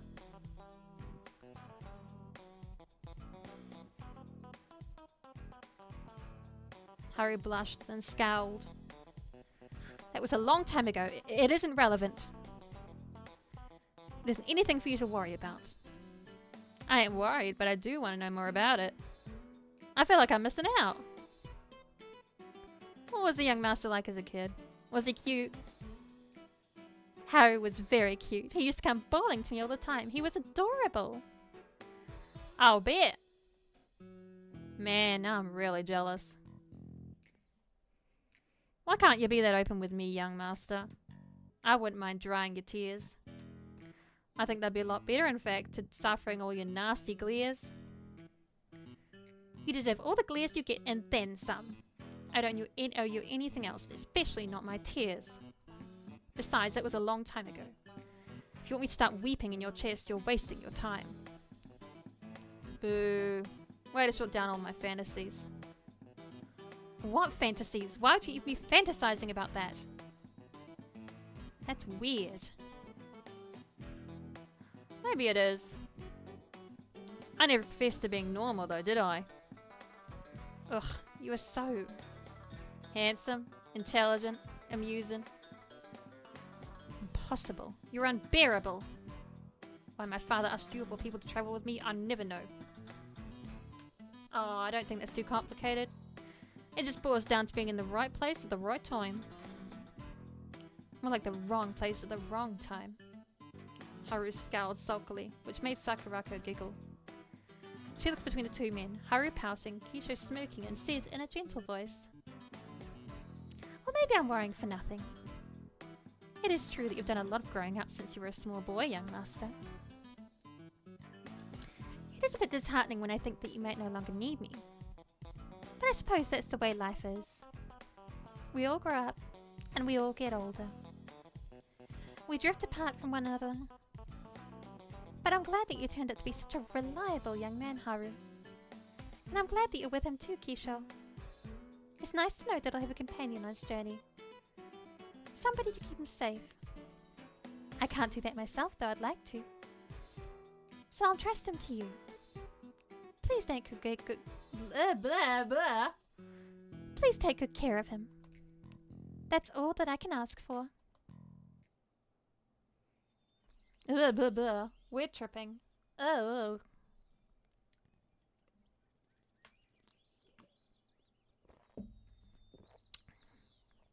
Haru finished saying his farewells to Sakurako and to his parents. Michiko remained stony-faced and disapproving all the while, though Haru thought he could see tears forming in the corners of her eyes. Their farewells finished, Haru and Kisho then ventured outside. The cart was waiting for them, just as Kisho had said, by the roadside. "Oh, my itchy nose!" "Ah!" I'm gonna cut it off. That'll fix it. Thank you for the hydrate needles. And the stretchies. Ugh. And the posture check, my goodness. I swear I'm gonna cut my nose off. Then it can never be itchy again. If I cut it off, it can never be itchy. That's just, it's simple.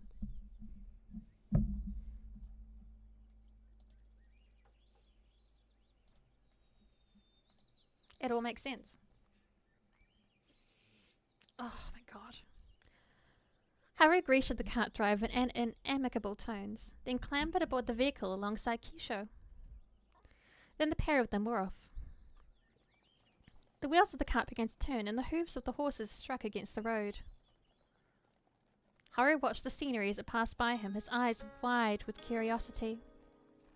Haru could see the jewellers where he had purchased the earrings for Sakurako, and the liquor store which Sachio favoured, but these soon vanished from even the periphery of his vision. New shops appeared which eclipsed the old, and newer shops appeared which eclipsed even those. Shops Haru had never seen before. Eventually even the buildings themselves seemed to share away, and the people who meandered amongst them. They were now nearing the fringes of the city itself, a feat which had taken only a couple hours. Haru had not realised how large Kyoto was, having lived in its heart for most of his life. And by the same token, he had not known how very small it was. Haru exhaled, feeling more than a little melancholy as the breeze stirred his hair. The sky overhead looked a little overcast. Haru didn't think that it would rain, but the clouds were blotting out the sky. It seemed like a rather sad way to say goodbye to Kyoto. Haru had not exchanged many words with Kisho during their journey, but now he found himself wondering how the other man felt about all of this. As far as Haru knew, Kisho had lived in Kyoto for much of his life, if not all of it. Haru hadn't been born in Kyoto, but he thought that Kisho had been. How did he feel about leaving his home? Haru posed this question to him after a few moments spent deliberating. A question which seemed to catch Kisho off guard because he blinked. Eh? Do you actually want to know what I think, young master? Well, why not? It'll be something to talk about and it will help take my mind off things. Things, eh? Kisho smiled faintly. Do you want to elaborate on what those things are? Not particularly. That's why I'm asking you to talk about yourself. You've not seemed to have any issues with this before, so why are you clamming up now? It isn't like you. And who are you to say, what I'm like? You don't know me, no matter how simple you might think I am. That's awfully presumptuous of you. But alright. If the young master here wants me to take his mind off these so-called things...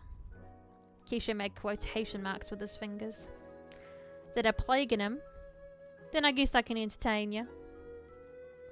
Now, let me see. I don't know if you're expecting me to go all gloomy on you, but that's one thing I can't do. I'm pretty relieved as it happens to finally be away from this place. It's good riddance as far as I'm concerned. So yeah, I ain't about to start sobbing us. Sorry if that's a disappointment. Don't be silly. I have no particular desire to see you cry. I'd have to be the one to dry your tears, and that would be awkward. You don't go in for sentiment, then? With strangers? No. Now, what is your issue with Kyoto, though? Did you not like it here? Not particularly. Though that's putting it lightly. In fact, I've always hated it here. You have? Haru frowned. Hate seems like too forceful a word coming from Kisho, who appeared determined to stay irreverent when not at all possible. He hadn't used such strong language to refer to that monster even, which had attacked Sakurako. What about Kyoto had caused Kisho's ire? What is it about Kyoto that you hate exactly? Well, gee, where do I begin? There's a lot about the city I don't really like. Though most of it, I suppose, boils down to the people in it. They didn't do a damn thing to help out when my mother was dying. It was like nobody gave a shit. All because we didn't have any money. was a pretty rotten life lesson to learn. That you're not worth a damn if you don't have 2 coins to rub together, I mean. I was only 12 years old at the time. It was pretty rough, really. Which is probably why I can't stand this place. It's hard to be too attached, you know, to a city which let your mother die. Right.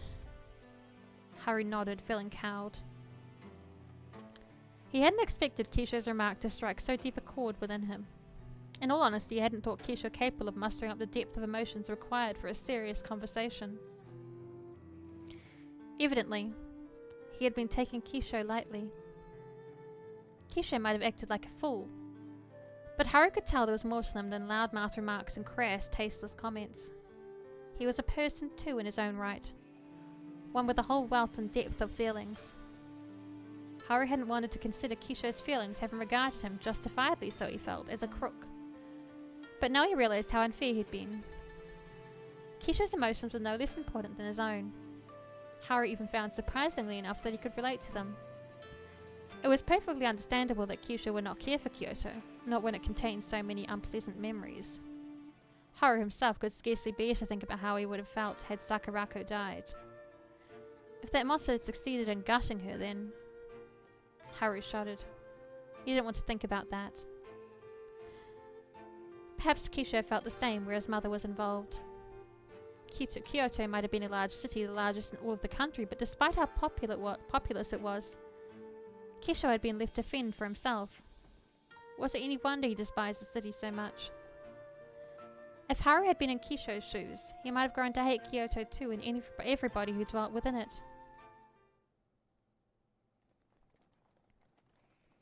The cart driver continued to spare the horses down the potted countryside roads which were lined with fields. The creaking of the cart's wheels and the regular thudding of the horses' hooves all began to mingle together. This, coupled with the warm weather and the paltry amount of sleep he had snatched the night before, served to lull Haru off to sleep. Ooh. Haru dozed in fits and starts throughout the journey, waking only when the cart had come to a halt and Keisha's hands were upon his shoulders. Darn, I was hoping for another dream. More clues, please. Hey there, sleepyhead. We're finally here. It's time to get up. Here? Haru looked at Keisha groggily, his vision obscured by the dark. He wiped his eyes with the back of his arm. They were stinging. And dazedly he said, Where is here? We're at an inn. This'll be where we're staying the night, unless you'd rather stay here. I think I'd rather keep on a futon myself, but you do you. You're free to make your own choices in life. Don't start crying to me come the following mornings if your legs have cramped up, though. Ugh.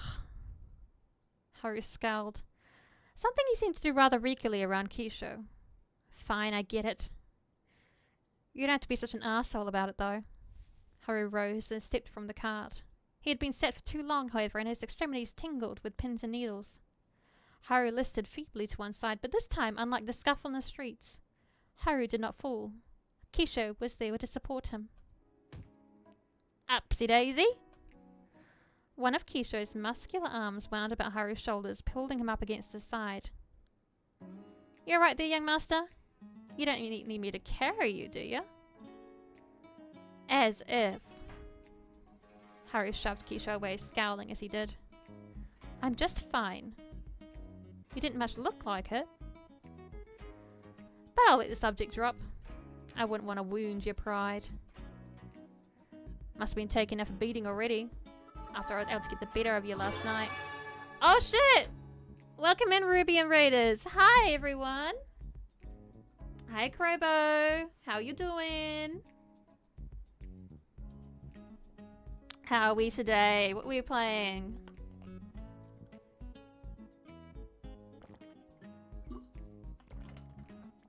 You're tired? Oh no, me too though.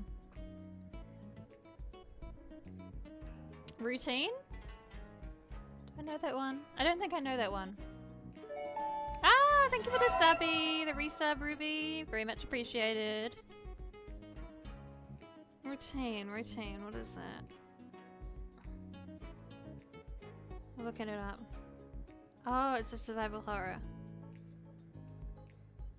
Oh. Oh. Thoroughly terrifying. Ooh, I do like the sound of that. Horror game on the moon. Hell yeah. The moon is a good place for horror.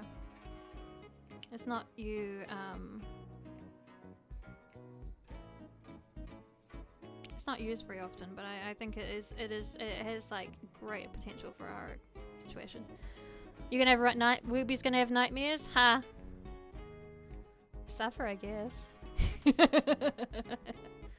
Welcome in, Raiders. We are playing Beneath the Bleeding Moon. It is a boys' love visual novel. Our boys have made it to their first inn for the night. They're on a big journey to defeat demon monster things. Ugh, I burped. Ugh, gross.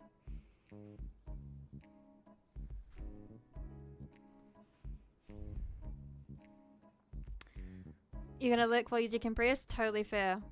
They've made it to their first inn for the night. Guess you could call them journeymen.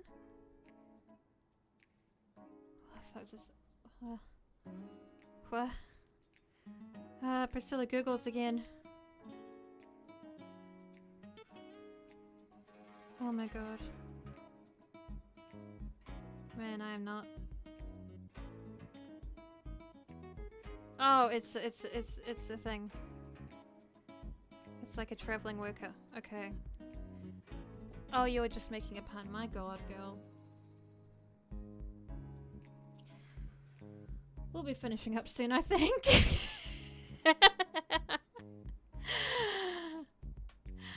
Oh my god. But welcome in, Ruby. Welcome in, Raiders. Thank you for coming by. Now, Keisho gestured to the inn, a wooden construction with 2 stories which looked rather ramshackle. Shall we be on our way? After you, my lord. Oh, shut up. Harry stormed off while Keisho trailed in his wake, chuckling to himself all the while. If it were not for Keisho's light, easy laughter, it would have been quite quiet.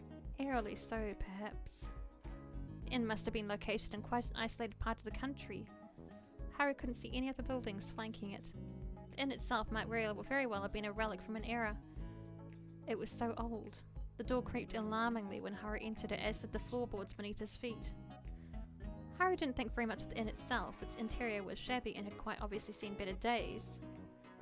But the staff seemed competent enough. The proprietress of the inn was an austere-looking woman in her early 40s. She had dark hair which was streaked through with grey, and her eyes were grey like slate.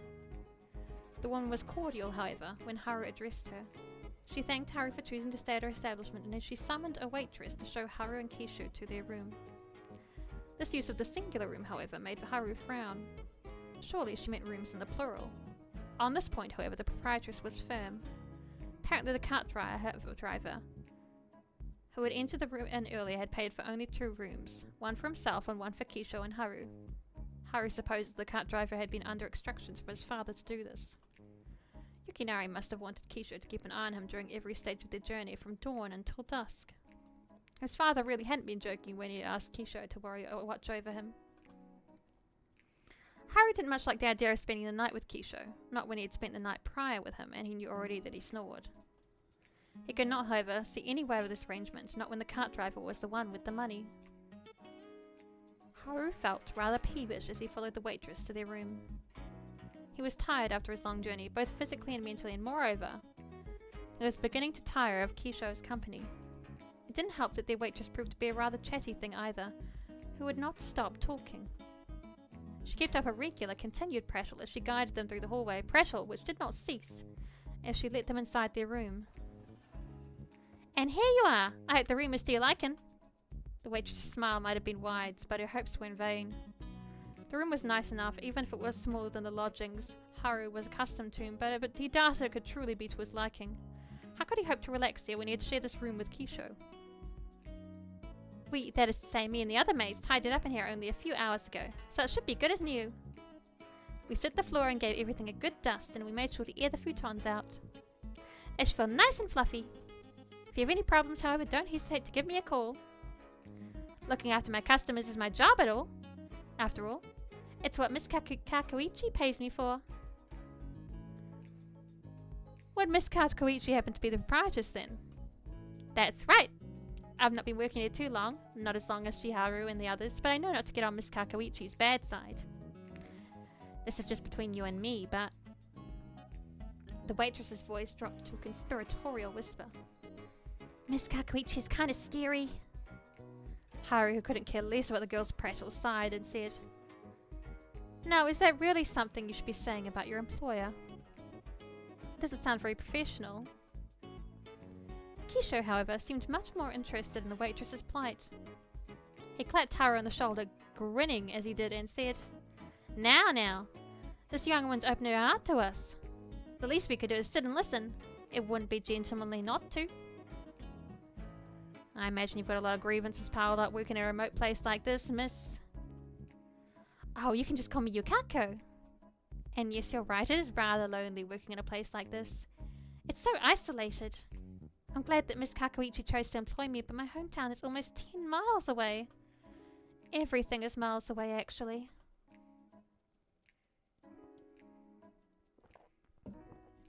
I'm surprised this place gets any visitors at all. It's so isolated.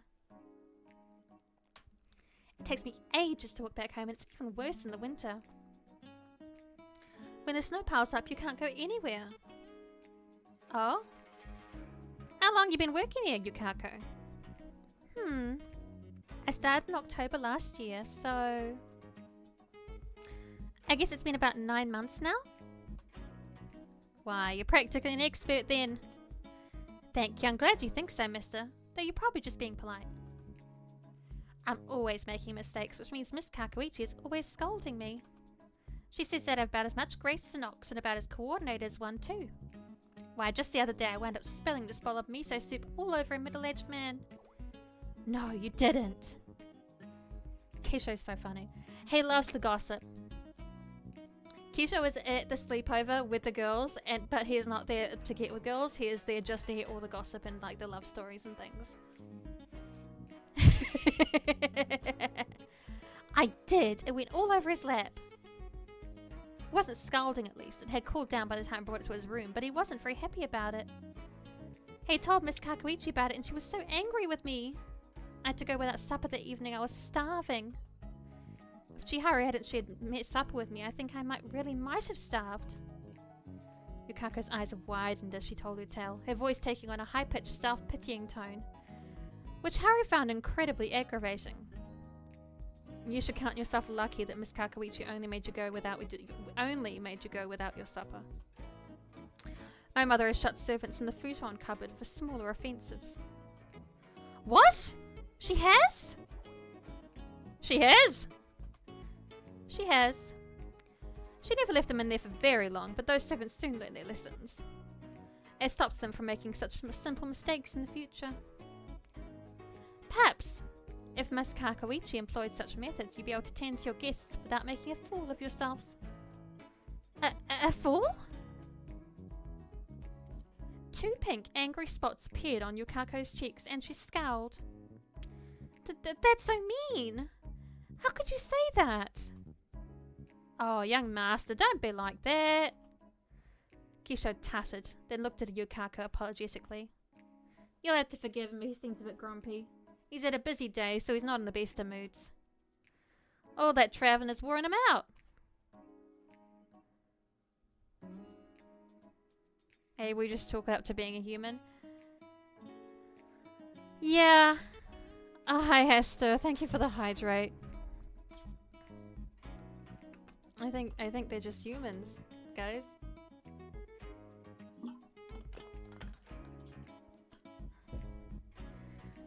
And now you're talking about me like I'm a child. You are a child, at least you are compared to me. I'm the oldest, so you gotta do what I say. And I'm your employer, so I'd rather think I'm the one with the power here. Nuh-uh! Your father's my employer, actually, not you. I ain't gonna see a single penny from you. Kisho would pull up the nuh-uh. Kisho'd be like, no, no you, no you. Keisha would happily get in a no-you argument. Keisha would say, duh.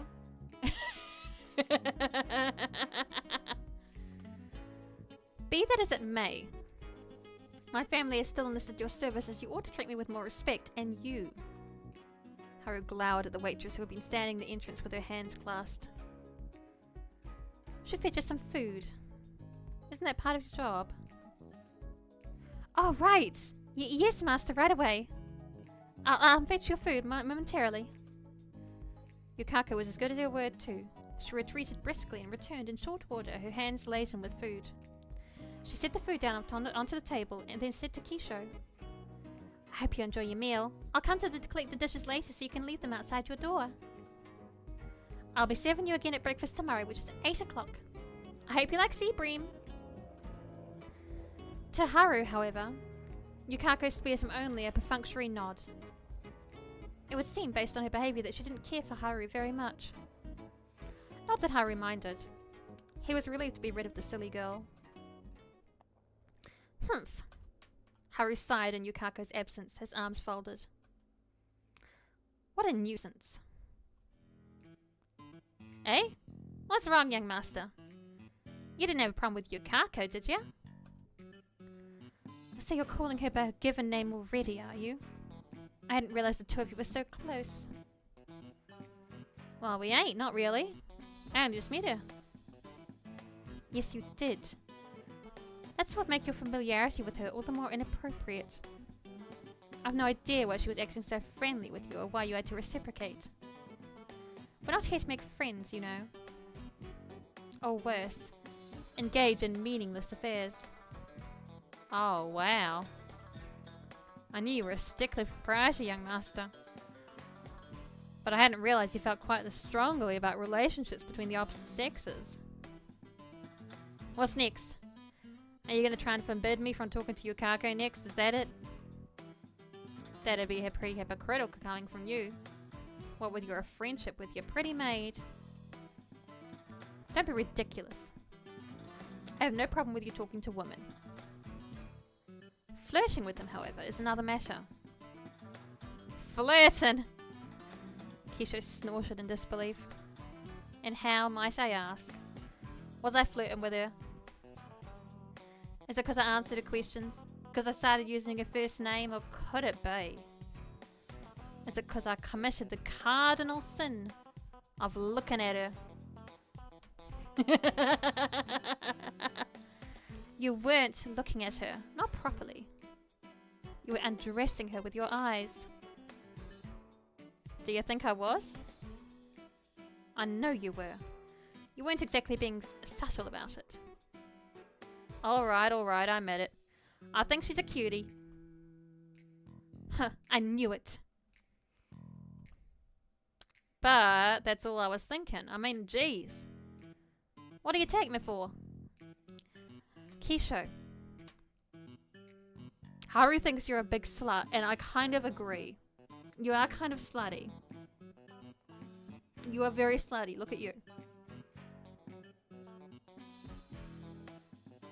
Look at that cleavage. Those exposed arms. In this era, incredibly slutty. You don't want to know what I take you for. It'll offend you. I doubt that. I ain't offended all that easy, and I think I've got a good idea of what you think of me already. You don't exactly do a good job at hiding your disdain. I know you don't like me very much.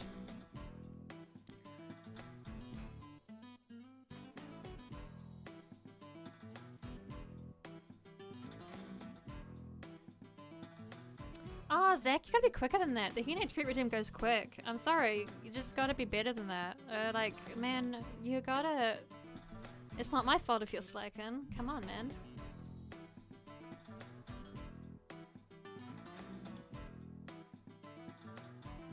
Like, seriously.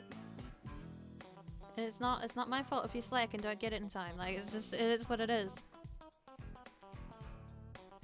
It was at the beginning, yeah. Why weren't you at the beginning of stream? That's the real question.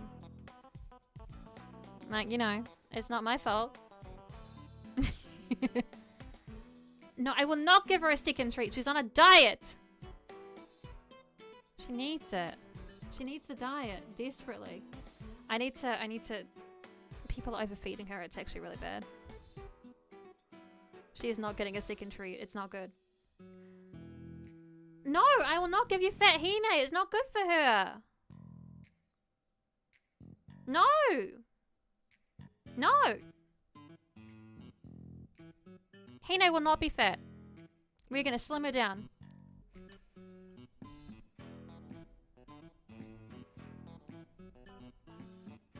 She is gonna be built of muscle only. Yes, we want healthy Hine to live a long life. Exactly. Exactly. Thank you, Jackie. You understand, baby girl. It's actually really dangerous for cats to be fat. Their bodies are not built to like live with it. Please give her a cuddle from me. I don't think I can do that either. She's been really sensitive about being touched lately because she's in pain. So I don't think I can cuddle her from you. I can pat her little head. That's probably manageable. But she's been very sensitive because she's in a bit of pain lately. I think she twisted her back when she was jumping on something. Which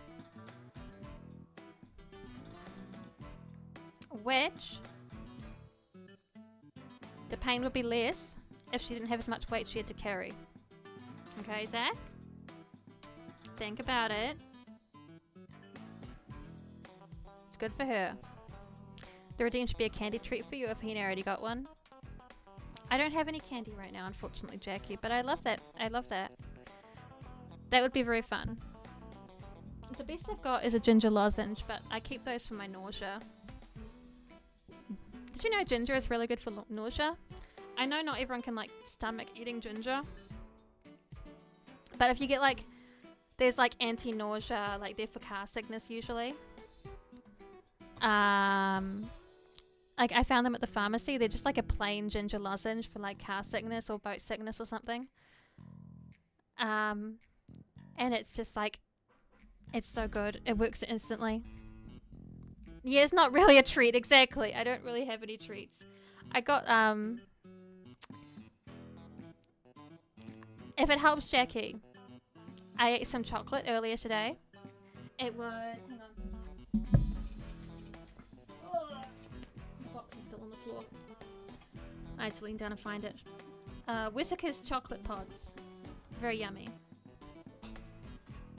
I had some of those. I got a box of them for my birthday. So I had a few of them yesterday and I polished them off today. So, you know, I did have a treat today. I just didn't have it right now. Our advent calendar. I don't actually do our advent calendars. My problem with advent calendars is like, I'm really picky when it comes to food. So if I get one that has like caramel, I don't like caramel and chocolate together. I don't like caramel usually anyway. If I get one with fruity stuff in the chocolate, that makes me unhappy. Blah, blah, blah, blah. You know, like the food calendars don't work for me. And then the other calendars all have like really cheap knickknacks and bullshit things that I'm probably going to throw away. So advent calendars don't really work for me. Yes, I had a treat, Jackie. Yes, you're welcome. You should get some ginger lollies. Yes, you should be able to find them at like a pharmacy. They should, like, most pharmacies have like natural remedy options, you know. It might be behind the counter. I don't know why, but sometimes those are behind the counter. The ginger lozenges. Don't ask me why. They just are sometimes behind the counter. I wish I knew. It doesn't really click with like what it is. It's not like a controlled substance sort of situation. But yeah, I have like a packet of them in my like stick bag. D&D Dice Advent Calendar. I mean, you could do that, Zach. I'm not saying you can't. I wouldn't be mad. I am worried about your budget, though. It is kind of a price time of year. Don't want kids selling the lolly, think it's lemon one. That's true, but it's not like they're like loose lollies. They're in like a very obvious like medicinal lozenge cardboard box situation. So they're not obviously like candy again. So I don't know. Yeah, maybe next year. Maybe when you've actually like got money. Maybe. Zach has been trying chat. You've seen, yeah, I have also seen some dumb kids. I was a dumb kid myself, believe it or not. But yeah, Zach has been trying to get me to buy dice. And I'm sitting there like, with what money? I'll just keep using the websites, thanks. I'll just keep using the auto dice roll the websites, thanks. It makes him so annoyed, but he really wants me to get some because we're actually planning to do a game in the next year. And he's like, oh, dice is so fun though, you should have some. And I was like, but money. Yeah, if Throne shipped to New Zealand, we wouldn't have that problem. Throne, actually, I had like a Throne for like a half second when I was streaming. And then someone tried to buy me a cute plushie. Omni, one of my precious people. One of the founding members of the community. He tried to buy me a plushie, and then it turned out he could only send me the money for the item and I would have to actually still buy it for myself. So I did do that because he had given me the money for it. And I still have it. I could post the picture in the Discord of it. It's very cute. I like it a lot. But I shut down the Throne because it's just like annoying. Yeah.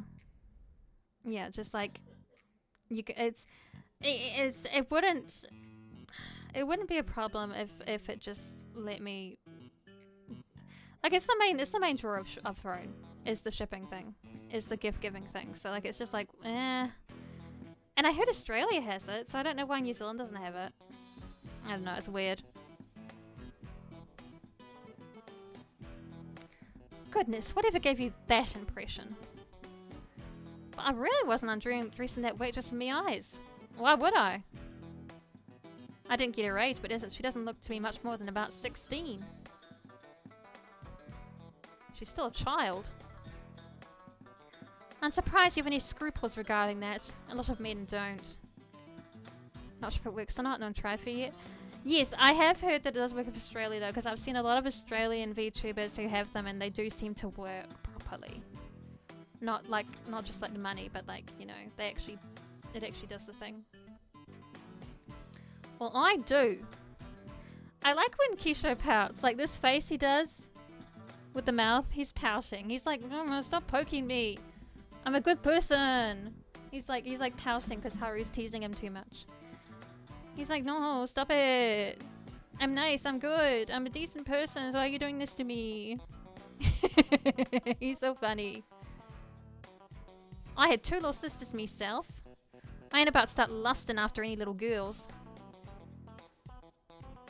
You'll throw me some pretty math rocks one day. Thank you, Needles. It ain't really my thing. Now, Keisha grinned and looked at the food which Yukaku had brought them. You know, I don't think he has any reason to be lusting after some random waitress when Haru is right there. Like, I'm gonna be real. Haru's kind of a fucking god when it comes to his looks. He's kind of a mystical bitch when it comes to how pretty he is. I don't know why Keisha would look at anyone else, to be quite frank. It don't make sense. What do you say you give the naggin a rest so we can start eating? The food's gonna get cold. And novel though it is, I can't say I have too much interest in acting like a married couple. There's a reason I'm still single.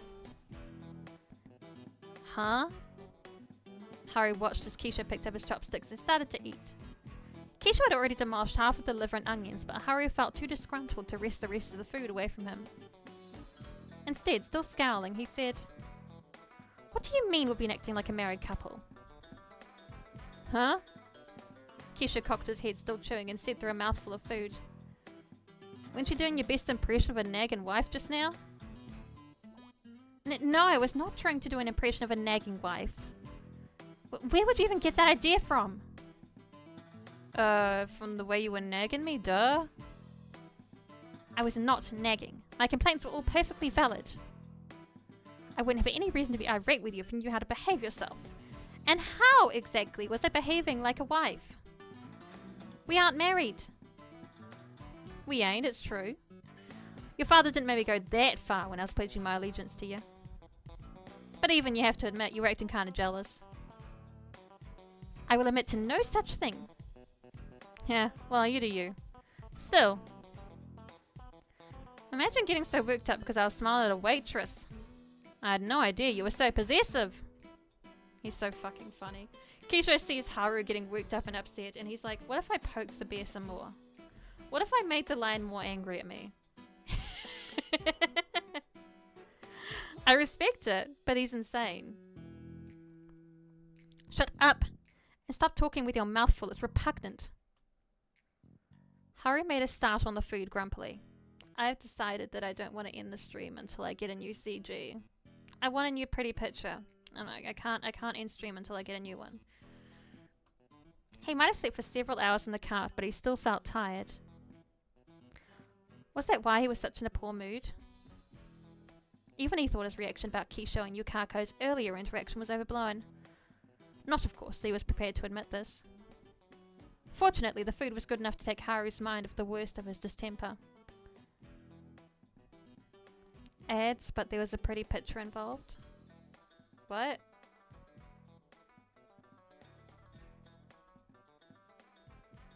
Oh, you just came back. I don't want to end stream until I get a new pretty CG. I'm tired, but I want a new pretty picture. Also, want a break from the ads? Subscribe to Priscilla the Doll VT.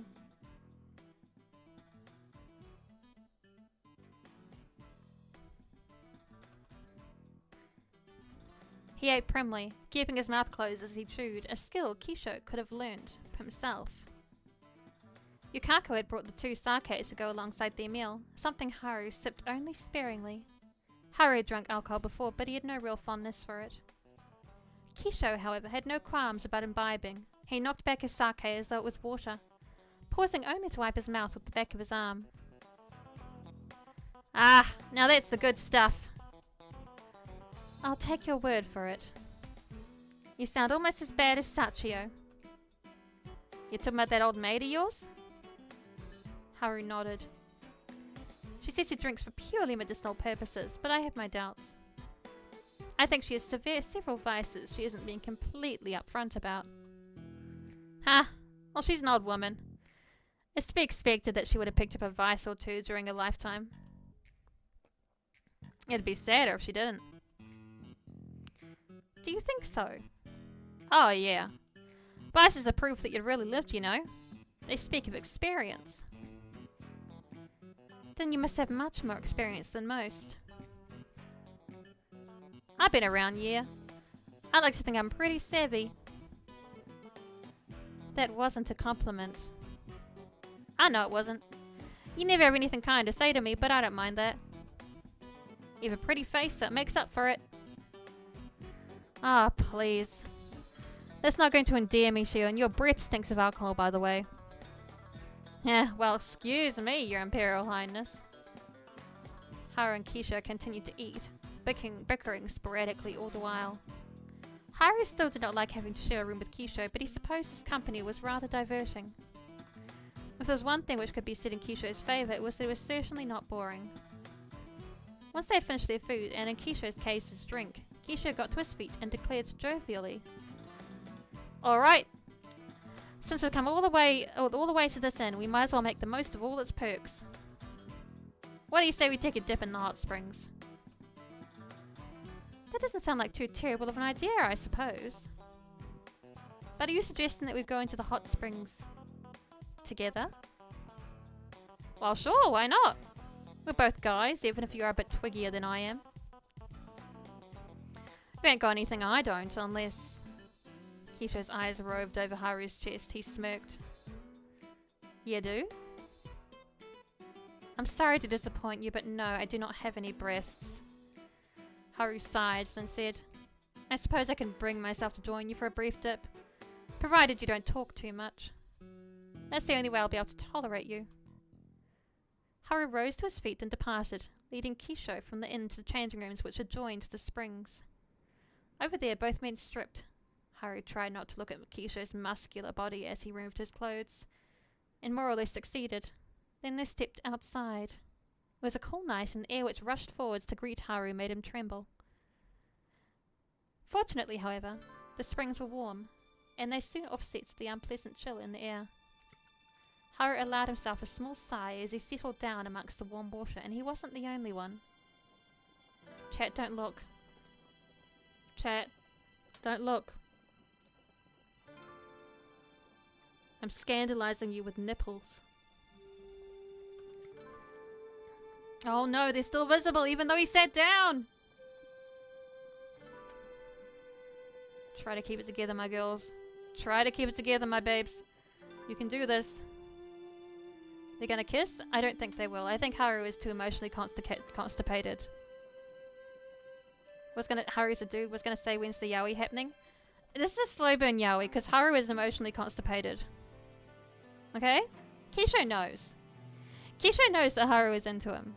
And Kisho knows that he's an attractive man. And Kisho kind of enjoys that Haru is a pretty boy. He's just kind of waiting for Haru to figure it out. You're watching it all, Seki. Ah, well. You can't see, you're deaf? Oh, that's good. I'm glad to hear that, Hester. Someone's beautiful virginal eyes have been saved from the presence of nipples. Kishu too sighed relaxedly, rather exaggeratedly, Haru thought, as he reclined against the damp rocks. Now this is the life. It's pretty cozy here, don't you think? And look! We've got the whole place to ourselves. Ain't that nice? I am obligated to tell everyone that there is a not safe work patch of this available on Itch.io with animated sex scenes. Just informing the masses. I suppose it was nice, Haru thought, to have the springs to themselves, though it wasn't an unexpected turn of events. The inn was in such an isolated area, Haru couldn't imagine that it saw many guests. The water lapped against Haru's shoulders, easing the tension which had accumulated in his body throughout the day. Meanwhile, a few maple leaves on the trees nearby fluttered, caught in the breeze. One such leaf was detached from its bough and arced through the air. The leaf landed on the surface of the clear, untroubled waters, and yet more ripples spread from it. Haru watched the leaf bobbing on the surface of the water like a little boat. It was a reddish-brown colour, a little like Kisho's hair, though it wasn't as vibrant. It seemed strange that he was here with Kisho. They had been travelling for only one full day, but Kyosho already felt very far behind him. Were his parents, Haru wondered, getting on all right after their 15 years apart? What about Sakurako? Was she all right? Haru even found himself musing as he sat there about Sachio. Was she pining over Kisho's absence like a love-struck, love-lorn maiden? The thought was a laughable one. It was more amusing, at least, than Haru's continued concerns about Sakurako. But there might have been some truth to it. The old maid had seemed rather fond of Kisho. Why that should be, however, Haru couldn't say. He couldn't see the appeal. Ah, now this is perfect. Oh well, almost perfect. I just wish I had some more sake. Preferably served by a buxom waitress. That really would make coming all this way worthwhile. I'd be in heaven. Even if Kisho was rather attractive. He had a nice face, Haru had to admit, and a nice body to match it. He was certainly striking. No, of course, not of course that Haru cared. Why should it matter how handsome Kisho was? That didn't make his company any less galling. Kisho, perhaps noticing Haru's staring, grinned. You're right there, young master. I'm fine. You sure? You were looking at me pretty intently just then. Do you have anything to say? No, not really. I was just wondering how you could be thinking about alcohol at a time like this. Didn't you drink enough at dinner? I drank a fair bit, I suppose. You drank much, much more than a bit. You downed almost the entire bottle. Well, yeah, but it wasn't too much. If it had been, I'd be slurring my words, and I'm not. Do I look flushed in the face to you, Kisho leant in closer to Haru to give him a better look. Haru supposed at his facial features, and Haru, feeling abashed, shifted back. You look like you always do. Which is to say, you look like a con artist. A con artist, huh? Well, you wouldn't be too far from the truth there. But what about you, young master? What about me? I might look like a con artist, but you look pretty damn close to a woman, even when you are naked. It's thrown me, actually. I keep finding myself looking down at you, expecting to find tits, and naturally I keep being disappointed. I'm very sorry for being deficient, but I did warn you I don't have any breasts. If that's such an issue, why don't you ogle Yukako again? She didn't seem to mind you staring. Oh, you don't have to worry about her. I ain't interested. I already said I'd protect you, and that's what I intend to do. How noble you are. It must be so hard for you when I don't have any breasts. Hey, now, it's not like I consider breasts a must-have when it comes to a partner. You don't? Nah. I'm actually more of an ass guy myself. Kisho smiled salaciously while Haru groaned. And that's not what I was trying to get at anyways. What were you trying to get at then? Other than my patience? I was just wondering. For a guy, you really do have an awful lot of hair. Ain't it a pain, having to deal with all of that? It is, but I've come to accept it. I try not to let it bother me too much. Why do you care so much? I'm just curious as all about your beauty resume. You must be pretty particular about it if you're able to keep it looking so smooth and silky. That is more at my mother's behest than mine. She has always placed quite a lot of stock in my appearance.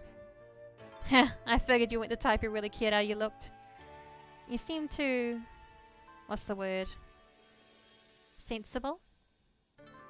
I was thinking more like preoccupied, but yeah, that works too. That or... not careless, but indifferent? I don't know. You don't strike me as a super vain sort in any case. Not like yours truly, yeah? Are you vain? Oh, honey. He is pretty vain vibes. He does feel like he cares about his appearance.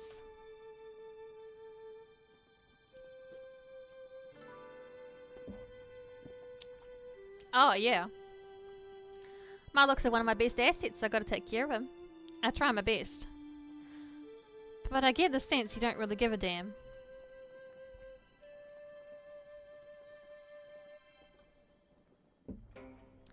Not particularly. There are better things I could be doing with my time. Better than looking after your appearance? Well, I guess that's one of the benefits of having a cute face. You don't have to worry about the rest of your looks. Not as much as us mere mortals, at least. You'd look nice regardless. But I ain't about to let you get out of these springs without giving your hair a proper wash. It's long enough and pretty enough that it deserves some attention. You just can't leave it like that, not when you've been travelling all day. It'll get greasy and tangled alongside it. Why don't you let me help? I do have experience. You do? Yeah, I used to take my sisters here, back in the day. So I know a thing or two about it. Oh? Haru thought he could recall Kisho mentioning he was an older brother, though it had only come up briefly. Didn't you say you had two sisters? That's right. They ain't around anymore. What happened to them?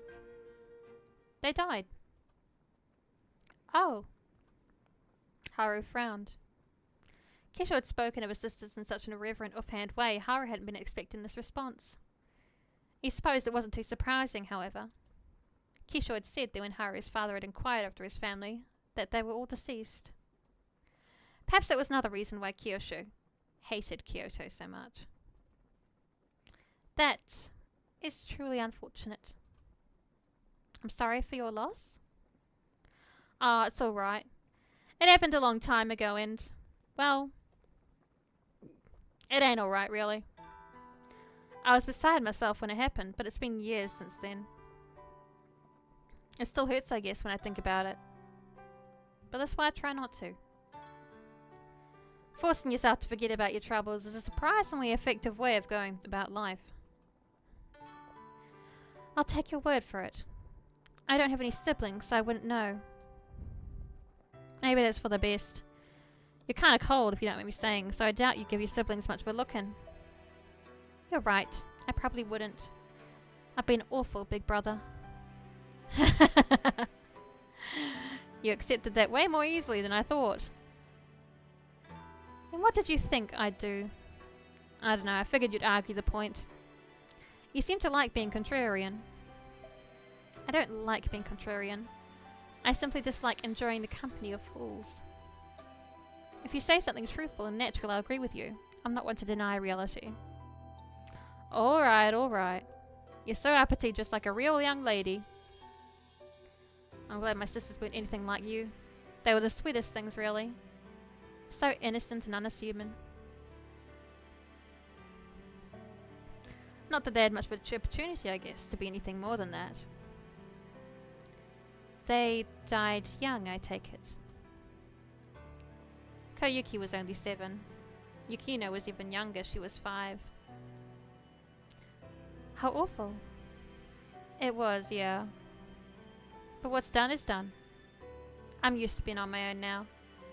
It's kind of nice in a way not having anybody relying on me. I'm as free as a bird. I can go wherever I want. Do whatever I want. At least I could. Until I got settled with you. My father made me an offer. You accepted it. You were hardly settled with me. I could easily travel to Kazumara on my own. I don't need an escort. I'm sure you don't. But I'm going to escort you anyway. It's my job and it'll pay well when all's said and done. And I want to get my hands on some cash. I'm tired of having to swindle old ladies out of pennies to survive. Now speaking of my job. Kisho drew away from Haru at long last. Haru allowed himself a breath of relief, then said, his eyes sparkling mischievously. What about you here? What about it? Won't you let me look after it? Please, please, pretty please. Humph. Haru sighed. He didn't understand why Kisho was so very fixated upon his hair, but if he was that determined to care for it, then... Whatever. I'm too tired to keep arguing about it. Oh, is that a please help me wash my hair, Lord Kisho, I'm hearing? No, that's a do whatever you want, I couldn't care less.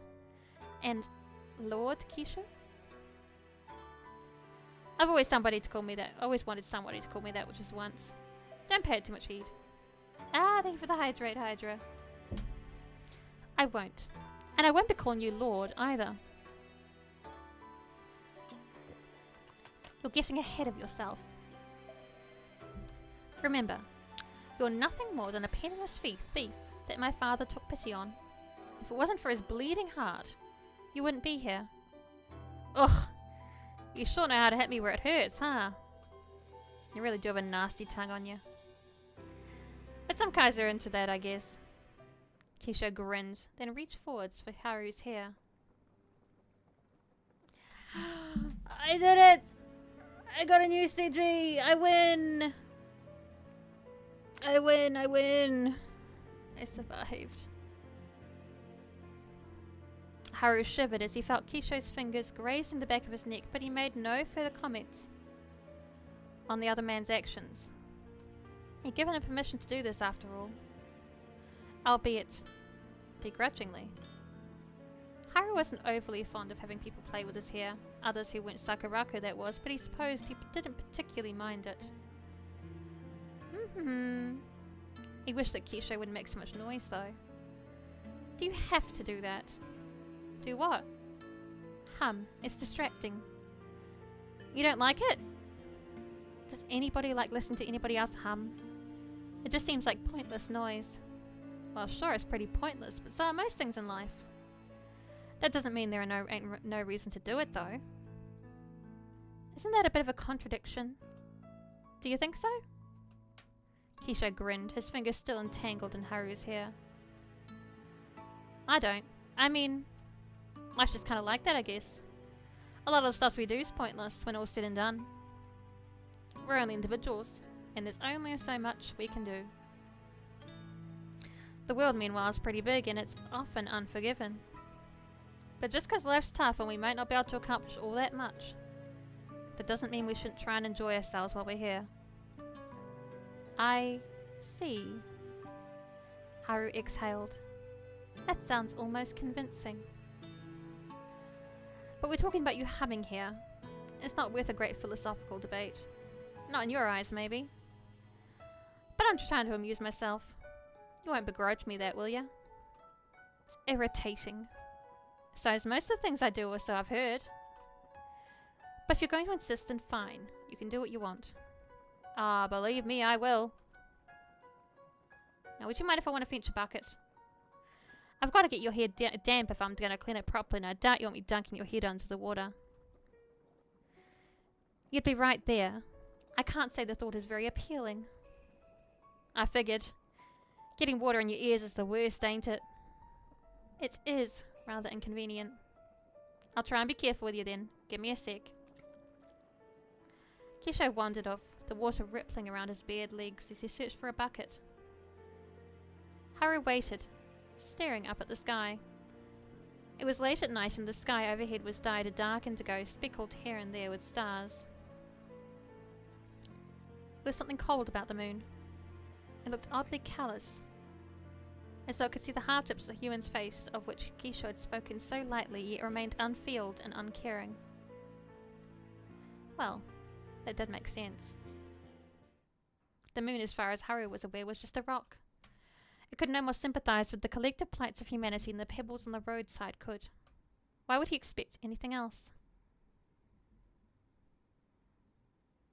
As Haru examined the moon, his head tilted back. He recalled the eerie, unnatural sky he had witnessed on the night when Sakurako had been attacked.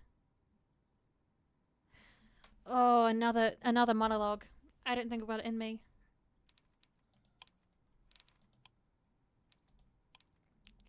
Oh. Thank you for joining me today, gang. I had a lot of fun. I am so fucking tired. I'm gonna have a nap. Let's see who we can attack.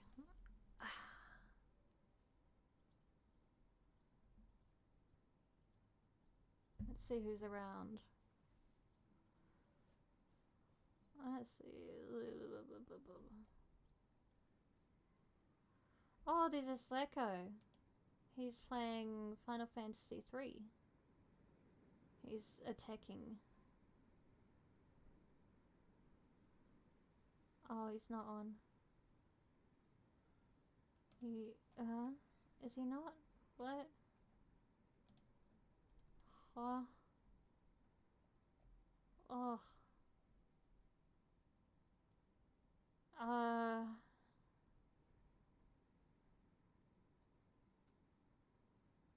Oh, yeah, he's gone. Let's attack an Eve. She's playing Risk of Rain too.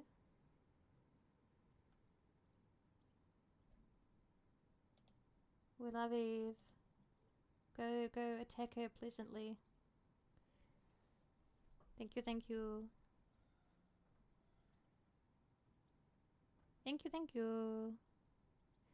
Bye bye all.